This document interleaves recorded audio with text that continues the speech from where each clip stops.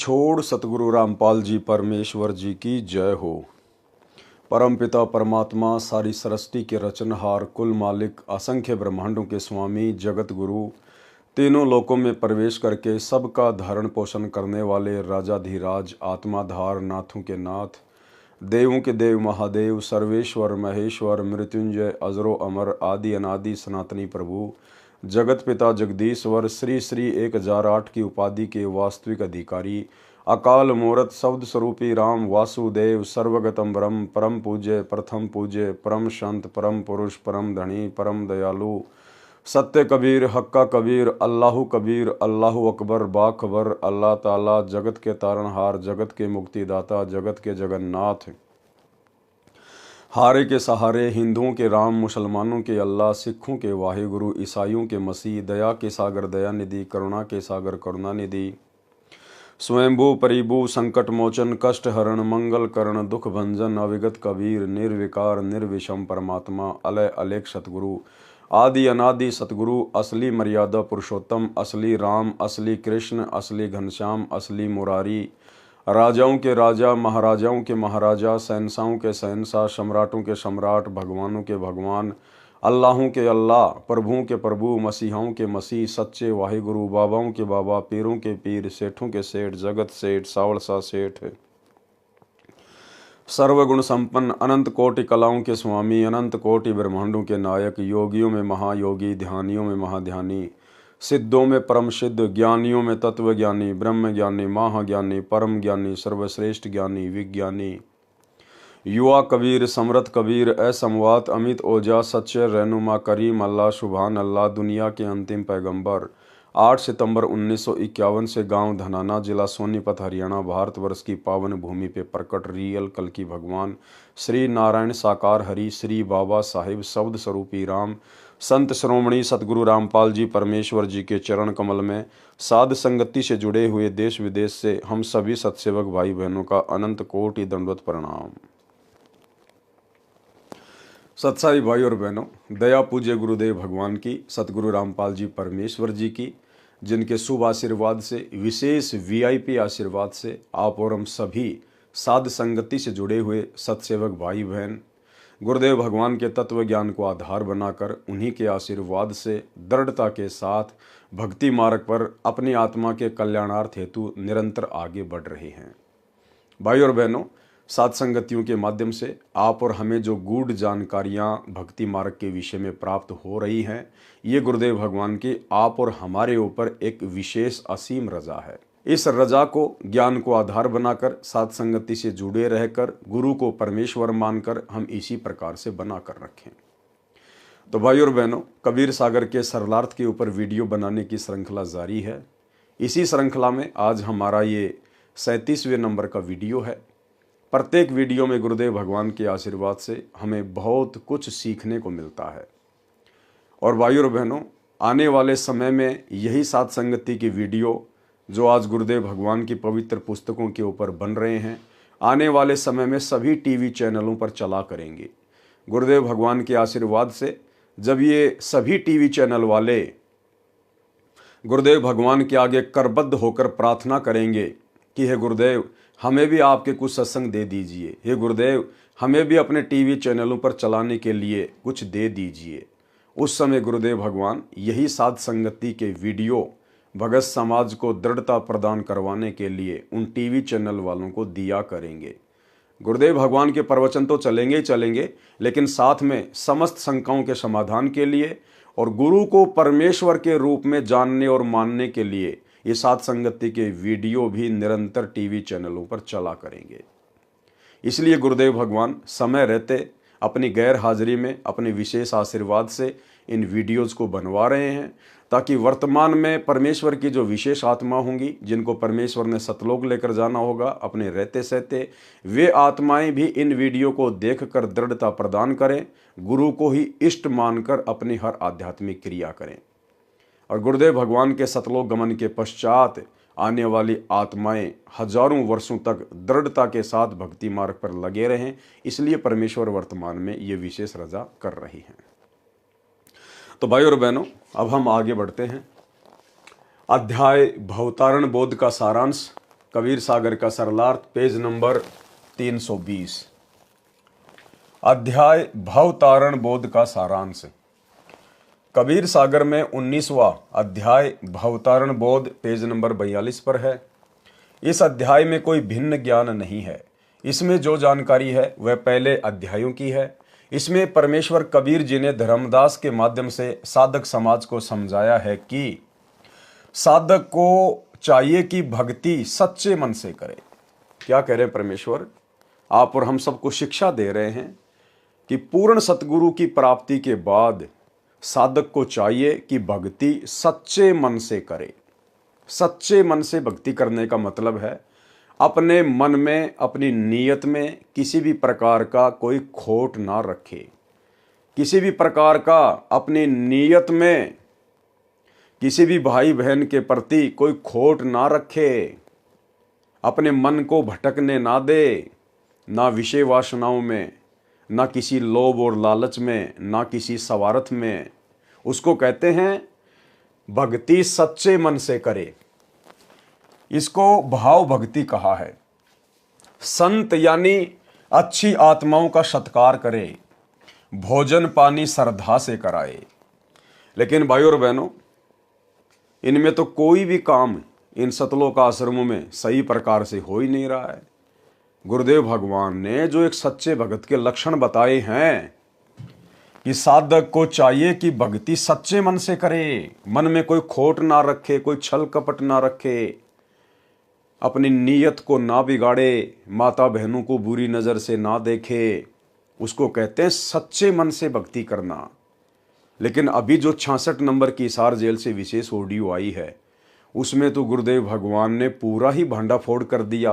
उनकी गैर हाजिरी में जिस प्रकार से इन सभी सतलोक आश्रमों में कोऑर्डिनेटरों के द्वारा जो बकवाद की जा रही है, भक्तों के द्वारा जो बकवाद की जा रही है अपनी ही गुरु बहनों के साथ में, तो परमेश्वर ने तो उसका भांडाफोड़ कर दिया।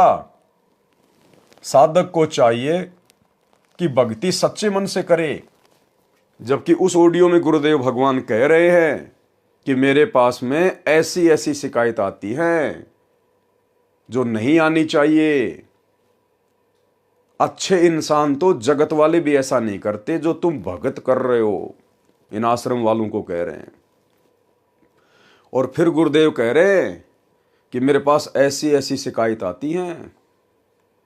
ये कोऑर्डिनेटर आश्रमों के भगत ये माता बहनों को भी गंदे गंदे मैसेज करते हैं, गंदे गंदे मैसेज। और ऐसे दुष्ट व्यक्ति ना तो कोऑर्डिनेटर कहलाने के अधिकारी और ना भगत कहलाने के अधिकारी। फिर आगे क्या कह रहे परमात्मा? संत यानी अच्छी आत्माओं का सत्कार करें। अच्छी आत्माओं का सत्कार करें। अच्छी आत्मा कौन होती हैं? जो पूर्ण संत से उपदेश ले लेती हैं, उनको अच्छी आत्मा कहा जाता है। आत्मा तो संसार में सभी परमात्मा की है। जो लोग आन उपासना कर रहे हैं वो भी परमात्मा की आत्मा है। लेकिन अच्छी आत्मा किसे कहा है? जो सच्चे गुरु की शरण में आ जाए। तो गुरुदेव कह रहे हैं कि ऐसी आत्माओं के साथ में अच्छा व्यवहार करें, उनका सत्कार करें। लेकिन उसी 66 नंबर की ऑडियो में गुरुदेव भगवान कह रहे हैं कि ऐसी ऐसी शिकायत आई है कि ये कोऑर्डिनेटर भक्तों के साथ में धक्का मुक्की करते हैं, भक्तों को धमकाते हैं, उनको खुड़काते हैं। ऐसा उनको नहीं करना चाहिए। तो ये दोनों ही प्रकार की बातें गुरुदेव ने अपनी उस ऑडियो में कही है जो अभी आप सुनने वाले हो। यानी गुरुदेव भगवान तो कह रहे हैं कि साधक को चाहिए कि भक्ति सच्चे मन से करे, जबकि सतलोक आश्रमों में तो विषय वासनाओं की आग लगी हुई है। अरे कोऑर्डिनेटर जो संगत को हैंडल करते हैं, जब कोऑर्डिनेटर ही गुरु बहनों के साथ में गंदी हरकतें कर रहे हैं, बाकी संगत का क्या होगा? और खुद कोऑर्डिनेटर ही अच्छी आत्माओं के साथ में अच्छा व्यवहार नहीं कर रहे इन आश्रमों में भगत भाई बहनों के साथ में। गुरुदेव भगवान कह रहे हैं उनको धमकाते हैं, खुड़काते हैं, बहुत सारी शिकायतें आ रही है। ऐसा नहीं करना चाहिए उनको। ये परमात्मा के बच्चे हैं। तुम लोग मजदूर बन के सेवा करो। तुम कोऑर्डिनेटर बन गए तो कोई खुदा थोड़ी बन गए। सुनिए ऑडियो। भाई बहनों ने इस भक्ति मार्ग पर शिक्षा लेकर चलनी है। शिक्षा सबसे पहली बात तो हमारे गुरुदेव भगवान अपने कर कमल से लिख रहे हैं, आप और हमें उपदेश दे रहे हैं, शिक्षा दे रहे हैं, नसीहत दे रहे हैं। दूसरी बात, हमने अपने गुरु भाई बहनों से भी शिक्षा लेनी है, जो सतलोक आश्रमों से जुड़े हुए हैं। इन कोऑर्डिनेटरों से शिक्षा लेनी है, आश्रमों में आने वाली संगत से शिक्षा लेनी है कि हमने इन लोगों के जैसा व्यवहार भक्ति मार्ग पर नहीं करना चाहिए। अन्यथा गुरुदेव इनकी इन्हीं हरकतों से दुखी है, परेशान है। इनकी इन्हीं हरकतों से दुखी होकर तो गुरुदेव सार्वजनिक तौर पर सत्संग में ये बातें कह रहे हैं। इसका मतलब इस प्रकार की गंदी हरकतें करने से गुरुदेव भगवान भगत से नाराज होते हैं, रुष्ट होते हैं। और अगर गुरु नाराज हो गया तो फिर हमारे पास में बच क्या जाएगा। तो हम भाई बहनों ने, जो गुरुदेव ने विशेष रजा बख्शी है, हमें साध संगति से जोड़ा है, हम भाई बहनों ने तो अपनी गुरु बहन हो या चाहे जगत की कोई बहन हो, हमने तो सबको परमेश्वर की आत्मा जानकर, गुरुदेव भगवान के बच्चे जानकर और अपनी बहन बेटी जैसा व्यवहार करना है। हमने तो गुरुदेव की वाणी पर चलना है कि पर नारी को देखिए बहन बेटी के भाव, कहे कबीर काम नाश का यही सहज उपाय। जबकि इन सतलोक आश्रमों में तो अपनी खुद की गुरु बहनों के साथ में भी गंदे गंदे व्यवहार। अब ऐसी तो वो गुरु बहनें और ऐसे ही वो कोऑर्डिनेटर और ऐसे ही वो गुरु भाई। तो भाई और बहनों, आप और हमने शिक्षा लेकर चलनी है। और ये कोऑर्डिनेटर और इन आश्रमों से जुड़े हुए भगत ये क्यों इस प्रकार की गंदी हरकतें अपनी गुरु बहनों के साथ करते हैं, आगे आपको दिखाएंगे। साधक को चाहिए कि भक्ति सच्चे मन से करें, इसको भाव भक्ति कहा है। संत यानी अच्छी आत्माओं का सत्कार करें, भोजन पानी श्रद्धा से कराएं। जो योगी हैं यानी हठ योग करते हैं, योग आसन तक ही सीमित हैं, सार शब्द सतगुरु से मिला नहीं है, वे कभी भव से यानी संसार से पार नहीं हो सकते।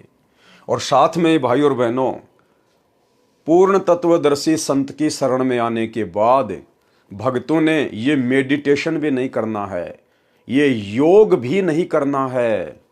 कौन सा योग? जैसे बाबा रामदेव करता है। बाबा रामदेव लोगों को करवाता है बीमारियां ठीक करवाने के लिए।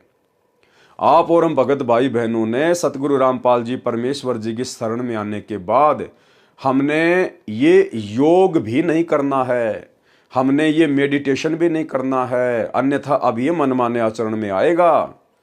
विचार करने की बात है, जब हमारे गुरुदेव भगवान ने हमारे को कोई भी गेम खेलने से मना कर दिया है, वॉलीबॉल, फुटबॉल, बास्केटबॉल, बैडमिंटन, दौड़ वगैरह करना, जिम वगैरह में जाना, जिम्नास्टिक करना, कबड्डी वगैरह खेलना, गुरुदेव ने हमें किसी भी गेम को खेलने से मना किया है। क्योंकि उसके खेलने से हमारी श्वासें बर्बाद होती है, हमारा समय बर्बाद होता है। इसलिए हमने ना तो कोई गेम खेलना है और ना हम भगत भाई बहनों ने भूलकर भी कोई योगा करना है, ना कोई मेडिटेशन करना है, ना योगा की कोई क्लासेस वगैरह ज्वाइन करनी है। मैं सोशल मीडिया पर देख रहा था, इंस्टाग्राम पर, सतलोक आश्रम मैनेजमेंट हरियाणा से जुड़ी हुई एक बहन यानी सतगुरु रामपाल जी की शिष्या, उसकी आईडी है ई चौरसिया। तो मैंने देखा तो मुझे बड़ा झटका सा लगा। और सोशल मीडिया पर सतगुरु रामपाल जी की शिष्या कहलाने वाली उस लड़की की अभद्र फोटोएं देखकर जो योग करती है, लोगों को योग सिखाती है, मेरे को बिल्कुल भी अच्छा नहीं लगा। बड़ी शर्मिंदगी महसूस हुई। और दास ने विचार किया कि इस प्रकार की अभद्र फोटोएं तो जगत वाली बहन बेटियां भी सोशल मीडिया पर नहीं डालती हैं, जो अच्छे घर से ताल्लुक रखती हैं। और संत रामपाल जी की शिष्या होके एक लड़की योग कर रही है, खुले में कर रही है, पार्क में कर रही है, और अभद्र तरीके से वो फोटोएं फिर सोशल मीडिया पर वायरल कर रही है। हम समाज को क्या संदेशा दे रहे हैं? हम क्या संदेशा दे रहे हैं समाज को कि सतगुरु रामपाल जी से हमने क्या सीखा है? तो ये योग वगैरह भी सतगुरु रामपाल जी परमेश्वर जी की भक्ति प्राप्त होने के बाद में ये जो है बिल्कुल भी हमने त्यागना पड़ेगा। हमने एक नेक भगत बनकर भक्ति करनी पड़ेगी। हम किस लिए योग कर रहे हैं? क्या जरूरत है हमें योग करने की? अगर हम सतगुरु की भक्ति मर्यादा में रह के कर लेंगे तो क्या परमेश्वर हमारे शरीर में किसी प्रकार की कोई तकलीफ आने देंगे? और यदि तकलीफ आ भी गई तो तकलीफ को दूर कौन करेगा? वो योग दूर करेगा या फिर हॉस्पिटल दूर करेगा? और अगर ऐसी कोई तकलीफ आ भी गई तो आप सतलोक आश्रम वाले भाई बहनों को तो दुखी होने की जरूरत है ही नहीं। आप लोगों को तो योग करने की जरूरत है ही नहीं। अरे आपके तो आश्रमों में हॉस्पिटल खुल रहे हैं। धनाना आश्रम में 10 एकड़ जमीन में हॉस्पिटल खुल रहा है। अगर आप लोग बीमार हो भी जाओ, कोई समस्या आ भी जाए, तो आप लोगों के तो आश्रम में 10 एकड़ जमीन में बहुत बड़ा हॉस्पिटल खुलने जा रहा है। आप तो वहां जाके एडमिट हो जाओ, आपका तो फ्री में इलाज होगा, क्योंकि आपसे तो कोई पैसा लिया नहीं जाएगा। तो आप लोगों को भला योग करने की जरूरत क्या है? तो भाई और बहनों, हमने शिक्षा लेनी है। दास आपको ये फोटो ये दिखा रहा है, ये है वो बहन जिसकी फेसबुक आईडी है ई चौरसिया।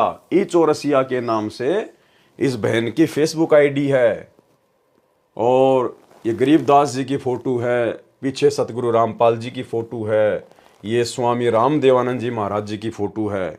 और ये बहन सतलोक आश्रमों में जब समागम होते हैं, कबीर प्रकट दिवस, अवतरण दिवस, गरीबदास जी का बोध दिवस, दिव्य धर्म यज्ञ दिवस, उस समय ये बहन पाठ करती है। पाठ, ये पाठ पर बैठती है। ये बहन आपके सामने है, इसकी फोटो, ये पाठ कर रही है, इस पवित्र सदग्रंथ का पाठ कर रही है।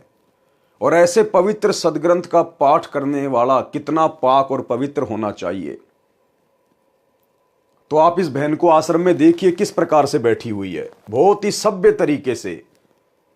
आश्रम में जाते हैं तो हम लोग भगत बन जाते हैं कि हमारे से बढ़कर कोई दास या दासी होगा ही नहीं, हमारे से बढ़कर सभ्य और शालीन कोई होगा ही नहीं। सर पर चुन्नी वगैरह डाल के, बढ़िया ढीले ढीले कपड़े पहन के, नीची नजरें करके हम एक नंबर के भगत बन जाते हैं जब हम आश्रमों में जाते हैं। तो यहां तो ये बहन पाठ कर रही है। और आगे जब मैंने इनकी इंस्टाग्राम आईडी पे देखा, ये देखिए ई चौरसिया, अब देखो ये बहन किस प्रकार से ये अभद्र कपड़े पहनकर, गुरुदेव भगवान ने ये टाइट कपड़े पहनने के लिए माता बहनों को बिल्कुल मना किया है। भगत भाई बहनों को भी टाइट कपड़े पहनने के लिए सबको मना किया है। अब ये बहन देखो सरेआम एक पार्क के अंदर, जहां पर सैकड़ों की संख्या में लोग घूमने के लिए आते हैं, और ये किस प्रकार से टाइट कपड़े पहनकर और किस प्रकार से ये योग कर रही है। क्या जरूरी है योग करना? आप भक्ति मार्ग में हो, आप किसी बॉलीवुड की लाइन में नहीं हो, आप किसी फिल्म इंडस्ट्री से जुड़े हुए नहीं हो। समाज में कोई भी व्यक्ति इस बहन को देखेगा तो किस प्रकार से उसके मन में उल्टे उल्टे ख्याल आएंगे। हम क्यों किसी की नीयत को बिगड़ने का मौका दें? हम क्यों किसी के मन में हमारे प्रति उल्टे उल्टे गंदे गंदे विचार लाने का मौका दें? इसीलिए गुरुदेव भगवान ने हमें मना किया है कि जो सत्संगी माता बहनें हैं, उन्होंने तो बाजू तक के ब्लाउज या अन्य कोई वस्त्र भी नहीं पहनने। अगर कोई ब्लाउज वगैरह पहनती है या जैसा भी है तो बिल्कुल कोनी से नीचे तक की उनकी बाजू होनी चाहिए। माता बहनें कोई भी अगर ऊपर कपड़ा पहनती हैं तो उसकी जो बाजुएं हैं वो आपकी जो है वो कोनी से नीचे तक होनी चाहिए और ढीली ढाली होनी चाहिए। और ये टाइटी वगैरह पहनना, जींस वगैरह पहनना, टाइट कपड़े पहनना, गुरुदेव ने माता बहनों को बिल्कुल भी अलाउ नहीं किया है। इसी प्रकार भगत भाइयों को जींस वगैरह पहनना, टाइट कपड़े पहनना बिल्कुल भी अलाउ नहीं है। और ये बहन देखो किस प्रकार से टाइट कपड़े पहनकर, जैसे बॉलीवुड की जो ये एक्ट्रेस होती हैं, ये फिल्मों में, टीवी सीरियल में जो लड़कियां काम करती हैं, जो अपना अंग प्रदर्शन करती हैं डायरेक्टर को लुभाने के लिए और अधिक काम प्राप्त करने के लिए, फिल्में प्राप्त करने के लिए, और सरेआम सतगुरु रामपाल जी की शिष्या होकर ये बहन एक पार्क में सार्वजनिक तौर पर किस प्रकार से अपना प्रदर्शन कर रही है। इसको तो बहुत अच्छा लग रहा होगा कि मैं एक योग टीचर हूं, मैं लोगों को योगा सिखाती हूं। अरे हमें गुरुदेव ने भक्ति सिखाई है, हमें गुरुदेव ने जो भक्ति सिखाई है हमने उसको मर्यादा में रह के करना है। ये अभद्र हरकतों में आता है, ये गंदी हरकतों में आता है। संत रामपाल जी की शिष्या होने के बावजूद आम सांसारिक माता बहनें जो गुरुदेव के ज्ञान से अपरिचित हैं वो जो मर्जी करें, हमें उनसे कोई लेना देना नहीं है। लेकिन जब हमारी खुद की माता बहनें इस प्रकार की हरकतें करती हुई नजर आती हैं और फिर सोशल मीडिया पर उन फोटो को वायरल करती है तो भाई हमारा सर शर्म के मारे नीचे झुक जाता है। तो हम जो साथ संगति से जुड़े हुए भाई बहन है ना, आप और हमने भूलकर भी ये योग वगैरह नहीं करने हैं। हमने अपने गुरुदेव की भक्ति पर विश्वास करना है। परमेश्वर हमें ऐसी कोई बीमारी लगने नहीं देंगे, हमें ऐसी कोई तकलीफ परमात्मा आने नहीं देगा यदि मर्यादा में रह के भक्ति करेंगे तो ये देखिए किस प्रकार की बेहुदी और घटिया हरकतें संत रामपाल जी की शिष्या होने के बाद क्या ज्ञान समझा इन्होंने। ये देखिए ई चौरसिया, ये इनकी दूसरी फोटो है। अब देखो भाई और बहनों, अब इस बहन के आगे पीछे से सैकड़ों लोग पार्क में घूमते हैं, आते हैं, कोई देख रहा है, कोई क्या बोल रहा होगा, कोई क्या कर रहा होगा। ये सार्वजनिक तौर पर इस प्रकार की हरकतें करना क्या जरूरी है, क्या शोभा देता है? अरे अगर योग भी आपको करना है, यदि आपको अपने गुरुदेव की आज्ञा का पालन नहीं करना है, आपने यदि भक्ति मर्यादा में रह के नहीं करनी है, आपको यदि विश्वास नहीं है भक्ति पर, तो अपने घर पर एक बंद कमरे में कर लीजिए जो भी आपने करना है। ये संत रामपाल जी के भगत बनकर फिर इस प्रकार की बेहुदा हरकतें, बेहुदा इस प्रकार की एक्टिंग, ये सार्वजनिक तौर पर गार्डन में जाकर, पार्कों में जाकर क्यों करते हो आप लोग? क्यों अपने गुरुदेव भगवान को शर्मिंदा करते हो?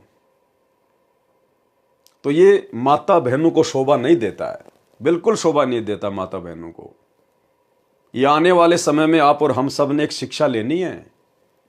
आने वाले समय में भगत भाई बहनों ने शिक्षा लेनी है।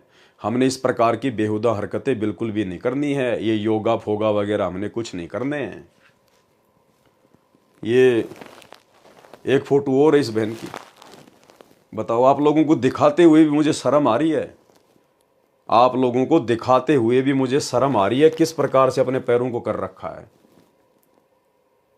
टाइट कपड़ा पहन के, टाइटी पहन के किस प्रकार से अपने दोनों पैरों को फैला रखा है और फिर सोशल मीडिया पर डाली जा रही है।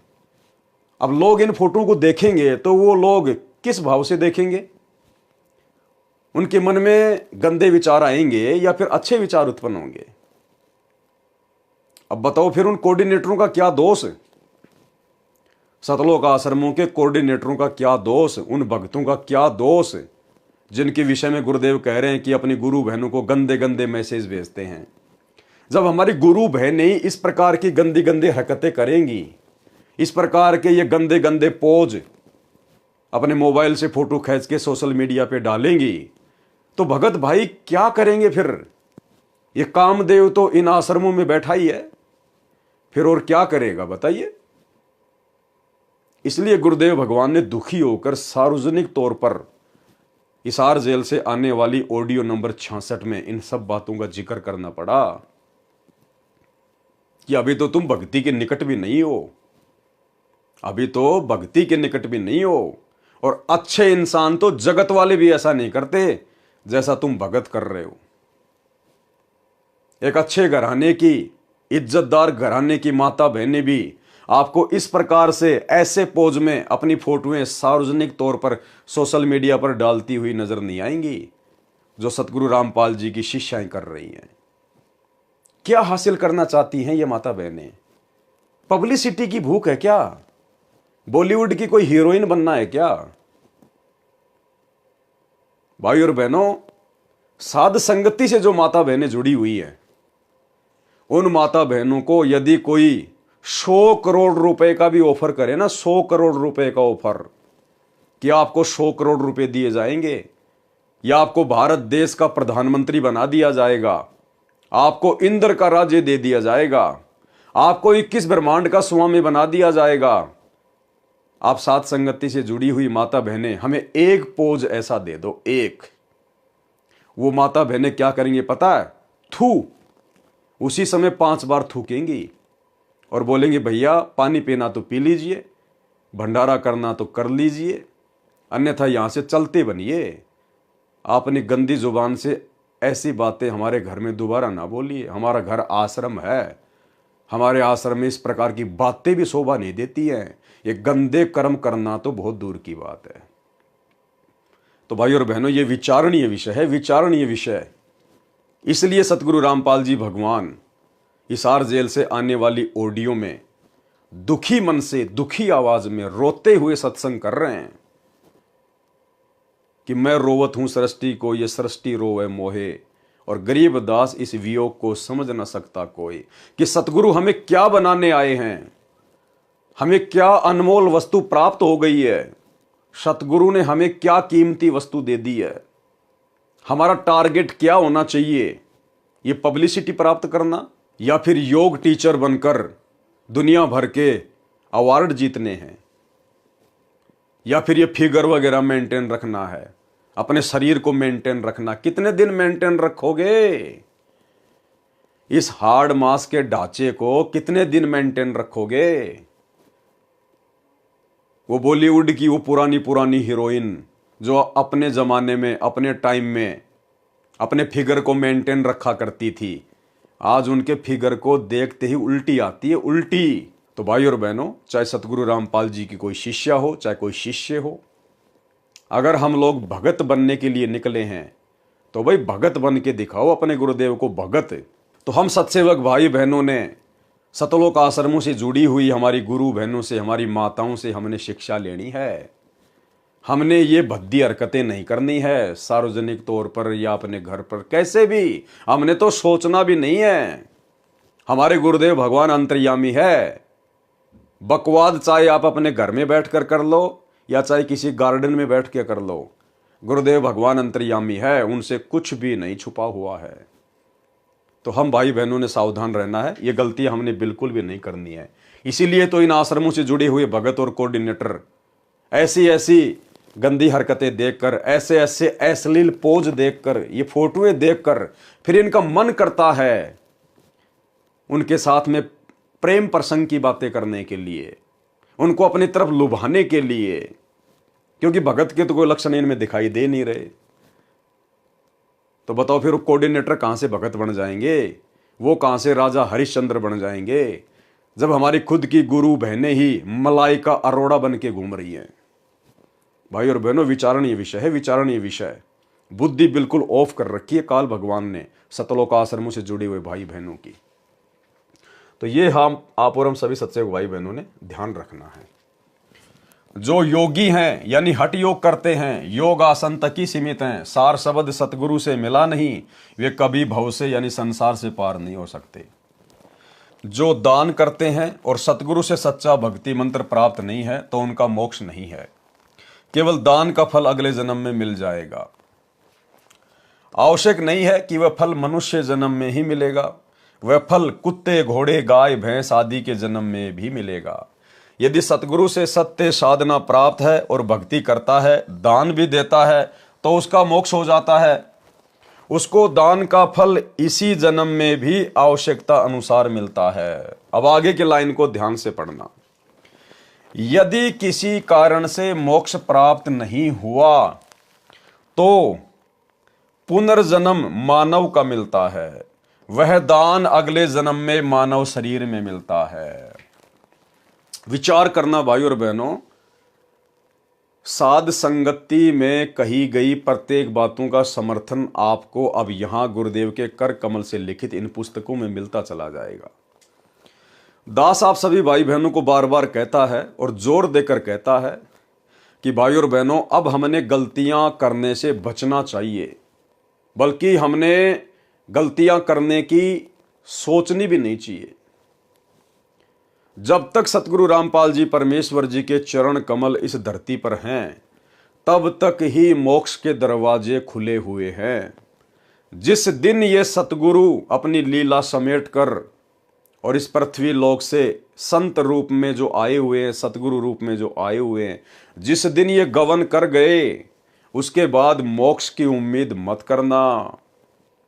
इसलिए परमात्मा कहते कि ये थोड़ा सा समय मिला है तुम्हें, थोड़ा सा समय, ये प्राइम टाइम अब क्या कह रहे हैं परमात्मा, यदि किसी कारण से मोक्ष प्राप्त नहीं हुआ, भाई क्यों नहीं होगा मोक्ष प्राप्त?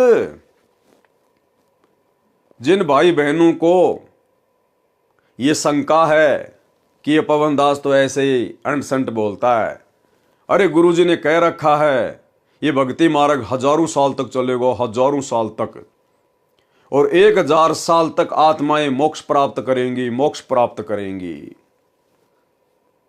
अगर ऐसा होता, मार्ग तो हजारों साल चलेगा,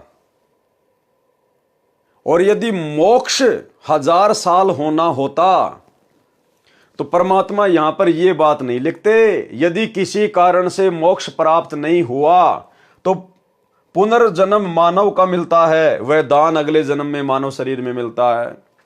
यदि किसी कारण से मोक्ष प्राप्त नहीं हुआ, भाई क्यों नहीं होगा? मान लीजिए आपका इस मानव जन्म में मोक्ष नहीं हुआ, तो फिर से आपको मानव जन्म मिलेगा, उसमें भी नहीं हुआ तो तीसरा जन्म भी मानव का मिलेगा, उसमें तो मोक्ष हो ही जाएगा, क्योंकि ये तो हजारों साल चलेगा परमात्मा का मार्ग, हजारों साल तक आत्माएं मोक्ष प्राप्त करेंगी। तो एक जन्म में नहीं हुआ तो दूसरे में हो जाएगा, तीसरे में हो जाएगा, चौथे में हो जाएगा, पांचवें में हो जाएगा। 1000 साल में कम से कम 100 तो मानव जन्म मिलेंगे। फिर गुरुदेव ये बात क्यों कह रहे हैं कि यदि किसी कारण से मोक्ष प्राप्त नहीं हुआ तो, अरे क्या 100 जन्म में भी मोक्ष नहीं होगा? चलो इस जन्म में आपने गलती कर दी, आपका मोक्ष नहीं हुआ, अगला जन्म फिर से आपको स्त्री या पुरुष का मिल गया, किसी भगत के घर में देगा परमात्मा, तो उस जन्म में तो हो ही जाएगा। आपको तो शुरू से ही भक्ति मिलेगी, आपके माता पिता दोनों भगत होंगे, आप तो मर्यादा में रहोगे, पूरे संसार में सतयुग जैसा माहौल हो जाएगा, हर जगह आपको भगत ही भगत दिखाई देंगे, विरोध कोई आने वाले समय में कोई जो है वो करेगा नहीं, तो मर्यादा टूटेगी नहीं, तो आपका तो दूसरे जन्म में मोक्ष निश्चित है। और दूसरे में नहीं हुआ तो तीसरे में हो जाएगा, चौथे में हो जाएगा, पांचवें में हो जाएगा। चलो बात बड़ी करते हैं, 25वें मानव जन्म में तो मोक्ष हो ही जाएगा। और जबकि ये तो सैकड़ों मानव जन्म मिलेंगे हमारे को, 1000 साल में तो सैकड़ों मानव जन्म। फिर गुरुदेव ये क्यों कह रहे हैं यदि किसी कारण से मोक्ष प्राप्त नहीं हुआ तो? ये इसलिए कह रहे हैं परमात्मा कि सतगुरु के रहते सहते ही मोक्ष के दरवाजे खुलते हैं, और जिस दिन ये सतगुरु धरती से चला जाएगा उसके बाद में मोक्ष नहीं है। एक छोटा सा वीडियो गुरुदेव भगवान का, गुरुदेव ने स्पष्ट कह दिया कि ये भक्ति मार्ग इस दास से पहले नहीं था, और इस दास के जाने के बाद ये समाप्त हो जाएगा। भाई गुरुजी के जाने के बाद में समाप्त कहां से हो जाएगा? ये तो हजारों साल चलेगा ना, तो समाप्त कैसे हो जाएगा? ये तो हजारों साल चलेगा। फिर क्यों कह रहे हैं गुरुदेव कि इस दास के जाने के बाद समाप्त हो जाएगा, और इस दास से पहले ये भक्ति मार्ग नहीं था, और इस दास के जाने के बाद ये भक्ति मार्ग समाप्त हो जाएगा, यानी मोक्ष के दरवाजे बंद हो जाएंगे। जब तक धरती पर सतगुरु है तब तक ही आप जी मोक्ष प्राप्त कर सकते हैं। सतगुरु के जाने के बाद मोक्ष प्राप्ति की उम्मीद मत करना, फिर कोई यहां मर्यादा में रहने वाला नहीं है, फिर किसी को सतगुरु का कोई भय नहीं होगा। आज मात्र 10 साल के लिए सतगुरु जेल में जाके बैठे, मात्र 10 साल के लिए 20 साल तक ज्ञान दिया, और परीक्षा लेने के लिए मात्र 10 साल से जेल में बैठे हैं। ना जाने कितनी सैकड़ों मर्यादा तोड़ दी गई है, बड़ी बड़ी गलतियां कर दी गई है बड़े बड़े भक्तों के द्वारा। स्टेडियम बनाना, हॉस्पिटल बनाना, गुंडों का समर्थन करना, 5-5 लाख रुपया राजपूत करनी सेना को चंदे के रूप में देना, आरक्षणों में भक्तों को बैठाना, बिरानी आग में झोंक देना, करोड़ों रुपया चंदे के रूप में जाट आरक्षण में देना, लोगों के लिए बसें चलाना, एम्बुलेंस चलाना, भक्तों से रोड़े ठीक करवाना, आश्रमों में देह दान करवाना, रक्त दान करवाना, दोगली राजनीति करना, कभी कांग्रेस की गोद में बैठना, कभी बीजेपी की गोद में बैठना, हिंदू मुसलमानों के बीच में नफरत पैदा करने के लिए बजरंग दल वालों की गोद में जाके बैठ जाना, बांग्लादेश के मुसलमानों के खिलाफ।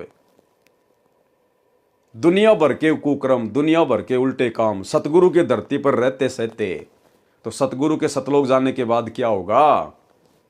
किसी को कोई डर ही नहीं होगा, किसी को कोई भय नहीं होगा। इसलिए तो गुरुदेव कहते हैं यदि मेरे रहते सहते पार नहीं हुए तो आगे कैसे पार हो जाओगे? ये शब्द है सतगुरु के, शब्द सैन सतगुरु की पहचान है, पावे अटल सुहाग रे। कि यदि मेरे रहते सहते पार नहीं हुए तो आगे कौन से पार हो जाओगे? फिर तो तुम्हारे ऊपर कोई अंकुश ही नहीं रहेगा, तुम्हारे को कोई डर ही नहीं रहेगा। सुनिए सत्संग। मात पिता मिल जाएंगे, मात पिता मिल जाएंगे, 1,84 माही। ये सतगुरु सेवा और ये भक्ति भाई फेर मिलन की नाही। इससे पहले नहीं थी यह भक्ति और इस दास के बाद यह भक्ति समाप्त हो जाएगी। अब तो चलेगी कुछ वर्षों तक। इससे पहले नहीं थी यह भक्ति और इस दास के बाद यह भक्ति समाप्त हो जाएगी। अब तो चलेगी कुछ वर्षों तक। इससे पहले नहीं थी यह भक्ति और इस दास के बाद यह भक्ति समाप्त हो जाएगी। अब तो चलेगी कुछ वर्षों तक। फिर कलयुग तो बहुत लंबा चौड़ा विशेष है, उसमें ये नहीं रहेगी लास्ट में। तो आ गई होगी आपकी बात समझ में क्यों सतगुरु इतना जोर लगा कर कह रहा है कि अगर तुम अब भी पार नहीं होगे मेरे रहते सहते तो मेरे जाने के बाद में कौन से पार हो जाओगे। इसलिए गुरुदेव भगवान ने कहा है कि ये भक्ति, ये मोक्ष वाली भक्ति ना तो आज से पहले थी और मेरे जाने के बाद ये समाप्त हो जाएगी। जिस दिन गुरु जी के पावन चरण कमल धरती से उठ गए संत रूप में, उसके बाद मोक्ष की उम्मीद मत करना। इसलिए अगर सिर धड़ की बाजी लगानी है, अपना तन मन धन अपने गुरु जी के चरणों में समर्पित करना है तो उनके रहते सहते कर दीजिए, ये मौका फिर नहीं मिलेगा। सुनिए गुरुदेव का सत्संग। चलो मान ले ईब आपने सुख भी हो गया, रह भी गए और कंटिन्यूस 5-6 जन्म आपके मनुष्य के भी हो जाएंगे ईस कमाई थे वर्तमान के भक्ति से। और आगे सरदार, क्योंकि आगे घटेगी जब दास यहाँ मौजूद है, अभी गलती करोगे तो आगे कौन से पार हो जाओगे तुम। और आगे सरदार, क्योंकि आगे घटेगी जब दास यहाँ मौजूद है, अभी गलती करोगे तो आगे कौन से पार हो जाओगे तुम। और आगे सरदार, क्योंकि आगे घटेगी जब दास यहाँ मौजूद है, अभी गलती करोगे तो आगे कौन से पार हो जाओगे तुम। अब तो हर तरह से मर्यादा आपको समझाता हूँ, ये बताता हूँ ये गलती मत करो, तुम्हें फाउल पॉइंट बताता हूँ कि ये गलत, ये पॉइंट फाउल है, तेरा नाम खंड हो गया। तो अब भी जर रह जाओगे तो फिर आगे कैसे पार होगे तुम। तो अब भी जर रह जाओगे तो फिर आगे कैसे पार होगे तुम। तो अब भी जर रह जाओगे तो फिर आगे कैसे पार होगे तुम। जब ये दास चला जाएगा सतलोक, फिर तुम पर अंकुश नहीं रहेगा, ज्ञान तो रहेगा, लेकिन कुछ ऐसी मर्यादा बन जाएंगी जो पुण्यात्मा बचपन से भक्ति अपने बच्चों को रंग में रंग देंगे, वो आने वाले समय में इतना जल्दी नहीं बिगड़ेंगे। और जो वर्तमान में बिगड़ जाएगा तो आगे गलती हुई पड़ी है उस्ताद। तो इसलिए इस समय को ज्यादा नहीं बढ़ाना आपने। और जो वर्तमान में बिगड़ जाएगा तो आगे गलती हुई पड़ी है उस्ताद। तो इसलिए इस समय को ज्यादा नहीं बढ़ाना आपने। और जो वर्तमान में बिगड़ जाएगा तो आगे गलती हुई पड़ी है उस्ताद। तो इसलिए इस समय को ज्यादा नहीं बढ़ाना आपने। तो भाई और बहनों समझ में आ रहा होगा आपके। इसलिए यहां परमात्मा कह रहे हैं कि ये ना सोचना कि हजारों साल ये मार्ग चलेगा तो हजारों साल तक तुम पार भी होते जाओगे। हजारों साल केवल गुरु जी का भक्ति मार्ग चलेगा, हजारों साल मोक्ष प्राप्त नहीं होगा। और इसी लाइन को गुरुदेव ने अपने सत्संग में भी कह दिया स्पष्ट तौर पर, यदि किसी कारण से मोक्ष प्राप्त नहीं हुआ तो क्या होगा। पुनर्जन्म मानव का मिलता है, यानी मनुष्य जन्म मिलते रहेंगे। और वो जो दान जो तुम आज कर रहे हो ना, ज्योति पाठ वगैरह, ये फिर तुम्हें उन मनुष्य शरीरों में मिलता रहेगा। एक छोटा सा सत्संग गुरुदेव का इसी टॉपिक पर कि यदि तुम रह गए, तुम पार ना हो पाए इस समय, तो तुम्हारे को मनुष्य जन्म मिलेंगे, मनुष्य जन्म। और जब तक दूसरा कलयुग नहीं आ जाएगा, जब तक दूसरे कलयुग की पिछली पीढ़ी नहीं आ जाएगी, तब तक तुम्हें केवल मनुष्य जन्म मिलेंगे। गुरुदेव ने ये नहीं कहा कि अगर किसी कारण से तुम्हारा ये जन्म अगर रह गया, तुम मोक्ष प्राप्त नहीं कर पाए, तो अगले जन्म में मोक्ष हो जाएगा या उससे अगले जन्म में मोक्ष हो जाएगा। नहीं, गुरुदेव कह रहे यदि किसी कारण से तुम पार नहीं हो पाए तो फिर तुम्हें मनुष्य जन्म मिलते जाएंगे, सतयुग में, त्रेता में, द्वापर में। फिर जब यही समय आएगा फिर कहीं जाकर बात बनेगी। तो ये सत्संग सुन लीजिए और ध्यान से विचार कर लीजिएगा। यदि मोक्ष प्राप्त करना है तो अपने इसी जीवन को, इसी मनुष्य जन्म को गुरुदेव के चरणों में हर प्रकार से समर्पित कर दीजिएगा। सुनिए सत्संग। और बाकी रही बात जो पुण्य की, किसी के पास कार है, कोठी है, पैसा है, उसने पिछले जन्म में धर्म घना किया हुआ है, दान किया हुआ है। और जिसको ये भक्ति प्राप्त हुई है और उसके पास धन नहीं है, गरीब व्यक्ति है, निर्धन है, उसने पिछले जन्म में दान नहीं किया। केवल दान का डिफरेंस है, ये कोई बड़ी बात नहीं बताई परमात्मा ने।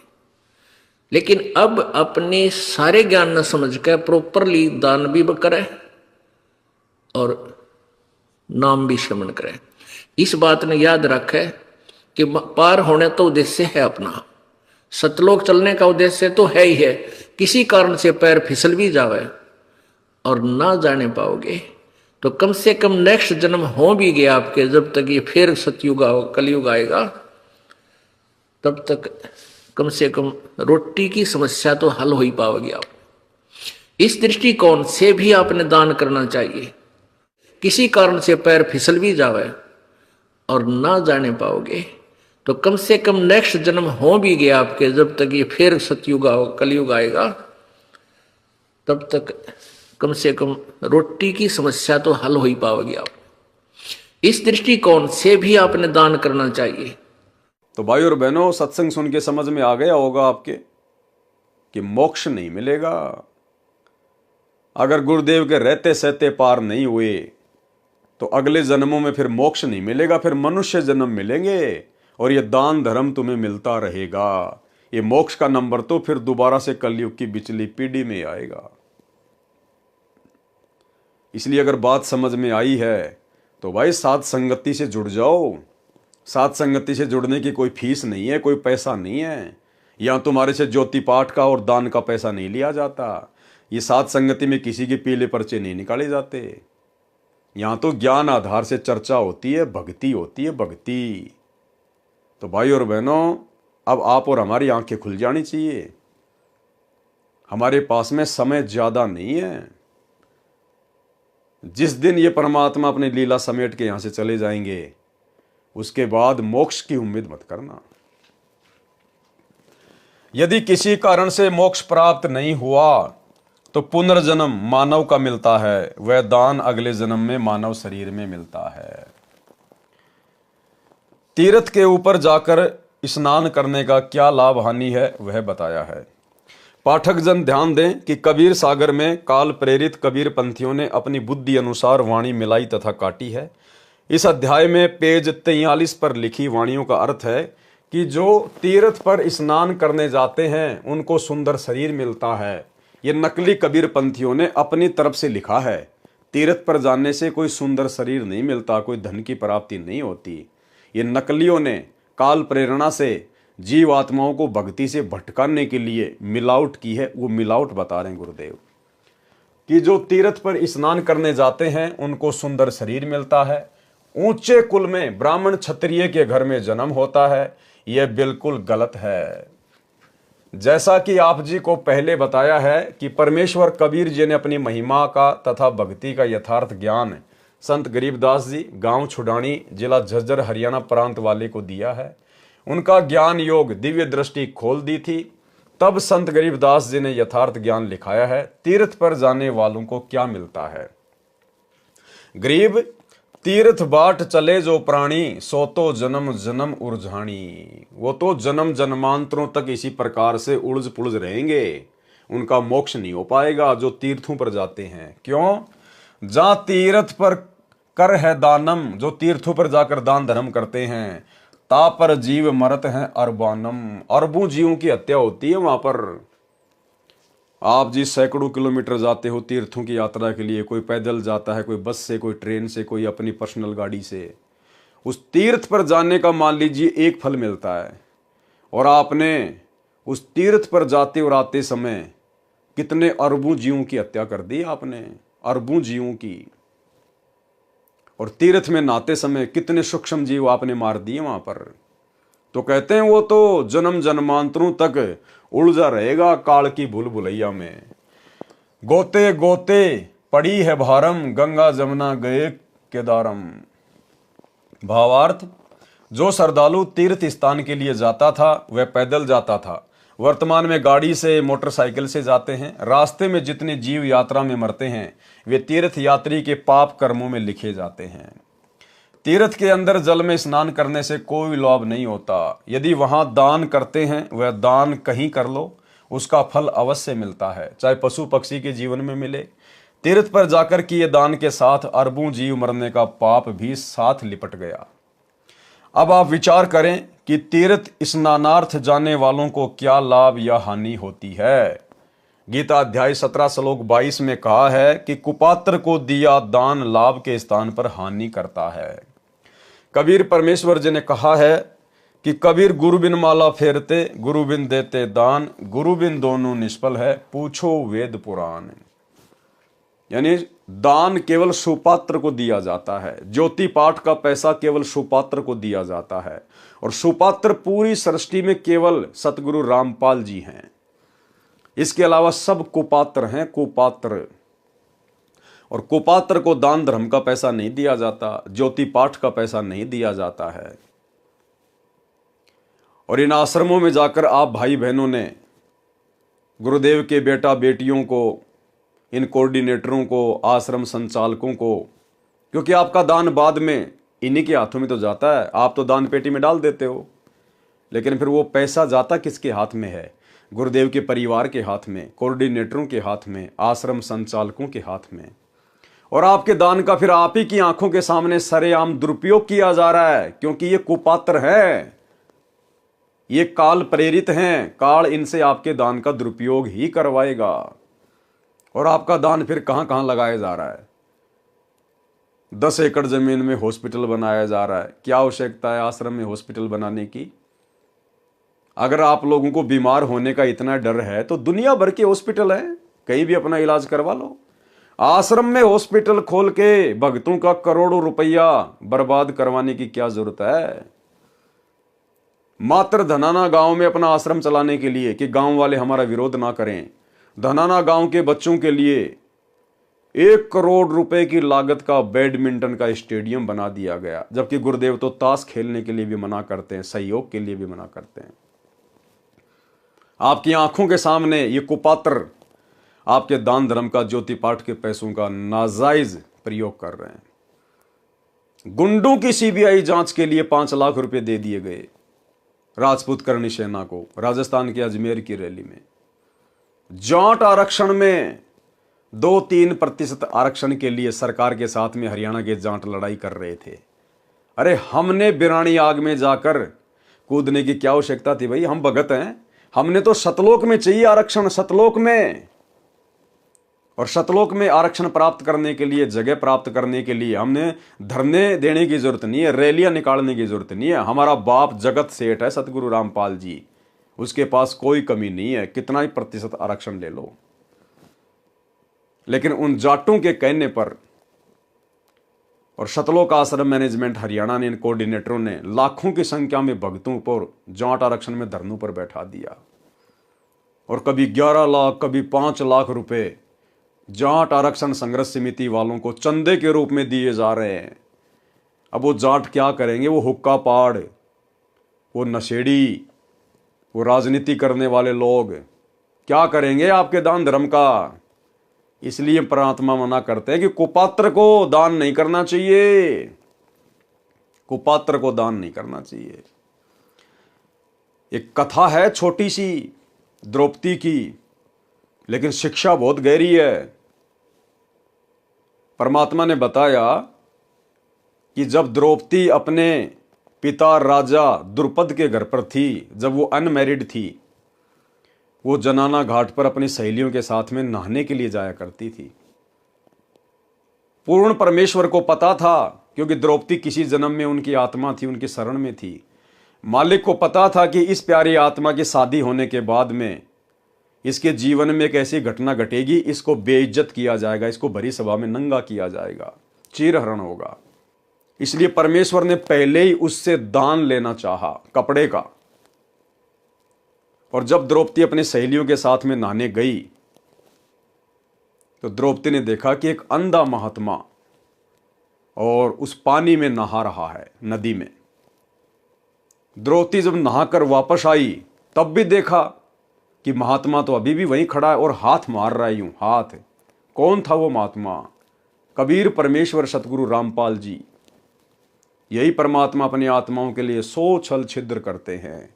100 छल छिद्र मैं करूं अपने जन के काज। द्रौपदी ने ध्यान से देखा तो पता चला कि महात्मा जी तो नंगा है। नहाते समय इसका जो वस्त्र है वो पानी में बह गया और ये तो शर्म के मारे बाहर नहीं आ रहा। और भाई अगर ये नदी में गहरा चला गया तो डूब भी सकता है। तो द्रौपदी ने क्या किया?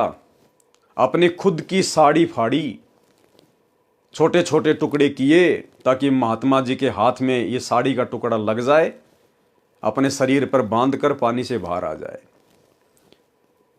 गुरुदेव भगवान ने बताया कि द्रौपदी ने 7-8 टुकड़े अपनी साड़ी से फाड़ फाड़ के और महात्मा को देना चाहा, उस पानी में छोड़ा, लेकिन महात्मा जी के हाथ वो टुकड़े नहीं लगे। वो 7-8 टुकड़े द्रौपदी की साड़ी के अंधे महात्मा के रूप में जो कबीर परमात्मा लीला कर रहे थे उनके हाथ में नहीं लगे। भाई वो तो परमात्मा था, वो तो एक ही टुकड़े को अपने हाथ में पकड़ सकता था, लेकिन जानबूझ के परमात्मा ने आज हम पिछली पीढ़ी वाले भक्तों को दान की महत्वता को समझाने के लिए वो लीला की। 7-8 टुकड़े पानी में बह गए, महात्मा जी के हाथ नहीं लगे। अंत में द्रौपदी ने फिर अपनी साड़ी का एक टुकड़ा पाड़ा और एक लंबी सी एक लकड़ी के सहारे महात्मा जी के हाथ के पास कर दिया। महात्मा जी हाथ मार ही रहे थे, तुरंत कपड़ा पकड़ लिया और अपने गुप्तांग के ऊपर बांधकर और बाहर आ गए और कहा, बेटी जिस प्रकार आज तूने मेरी इज्जत रखी है, ऐसे भगवान एक दिन तेरी भी इज्जत रखे। फिर गुरुदेव ने क्या कहा उस सत्संग में, जो मुख्य बात है, मुख्य पॉइंट है कि पुण्यात्माओं, द्रौपदी ने 7-8 टुकड़े अपनी साड़ी के तोड़ तोड़ के फाड़ फाड़ के महाराज जी को दिए, लेकिन महाराज जी को जो एक टुकड़ा उनके हाथ में लगा, जो एक टुकड़ा साड़ी का महात्मा के हाथ लगा, उस एक टुकड़े के प्रतिफल में और आगे चलकर परमात्मा ने द्रौपदी का चीर बढ़ाया था। केवल एक टुकड़े के प्रतिफल में, वो एक टुकड़ा ही महात्मा जी के हाथ लगा था और उसी दान के प्रतिफल में फिर द्रौपदी का चीर बढ़ाया था, ना कि वो 7-8 टुकड़े जो महात्मा जी के पास से बह गए लेकिन हाथ नहीं आए, उनके प्रतिफल में नहीं। अरे द्रौपदी ने तो 7-8 टुकड़े भी अपनी साड़ी से फाड़ के फेंके थे, वो भी तो दान ही किया था द्रौपदी ने। लेकिन गुरुदेव कह रहे हैं कि वो जो 7-8 टुकड़े जो उस महात्मा के हाथ नहीं लगे, उनका कोई फल नहीं मिला, उस एक टुकड़े के प्रतिफल में उसकी साड़ी बढ़ाई। पहले आप ये सत्संग सुन लीजिए भाई और बहनों, सुनिए। धर्म बिना धापे नहीं ये प्राणी प्रपंच, आस बिरानी क्यों करत न दिया हो तो संच।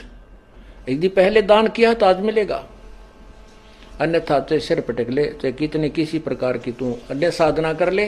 हाँ, ये मान लीजिए तेरे भाग्य में नहीं है, पूर्व में दान नहीं कर पाया, तो अब आपको तरीका बताया जा रहा है, ऐसे कीजिए। प्रमाण है कि जैसे द्रौपदी ने उसी जन्म में एक अंधे महात्मा को एक बिल्हाता अर्थात 8-9 इंच का एक कपड़ा लंगोट टाइप, कोपीन टाइप बनाकर पाड़ के दिया था। यानी वैसे तो उसने लगभग सारी साड़ी पाड़ कर डाल दी थी नदी में। अंधा महात्मा था, हाथ नहीं लग गया, वह एक लकड़ी का लपेट कर उसके हाथ का लगा दिया। अर्थात उस इतने के कपड़े का दान का इसी जन्म में भी परमात्मा ने उसको लाभ दे दिया। यानी वैसे तो उसने लगभग सारी साड़ी पाड़ पाड़ कर डाल दी थी नदी में, अंधा महात्मा था, हाथ नहीं लग गया, वह एक लकड़ी के लपेट कर उसके हाथ के लगा दिया। अर्थात उस इतने के कपड़े का दान का इसी जन्म में भी परमात्मा ने उसको लाभ दे दिया, क्योंकि वो सुपात्र को दान किया गया था। वो परमात्मा कहता है कि जो जन मेरी शरण है ताका हूं मैं दास, गेल गेल ला गया फिरूं जब तक धरती आकाश। तो भाई और बहनों, सत्संग आपने सुन लिया। केवल उस एक साड़ी के टुकड़े के प्रतिफल में ही परमात्मा ने द्रौपदी का चीर बढ़ाया। बाकी जो 7-8 साड़ी के टुकड़े थे जो महात्मा जी के हाथ नहीं लगे, उनके प्रतिफल में नहीं। तो विचार करो, जो भाई बहन इन आश्रमों में जाकर इन कुपात्रों को ज्योति पाठ और दान का पैसा दे रहे हैं, इनको क्या मिलेगा?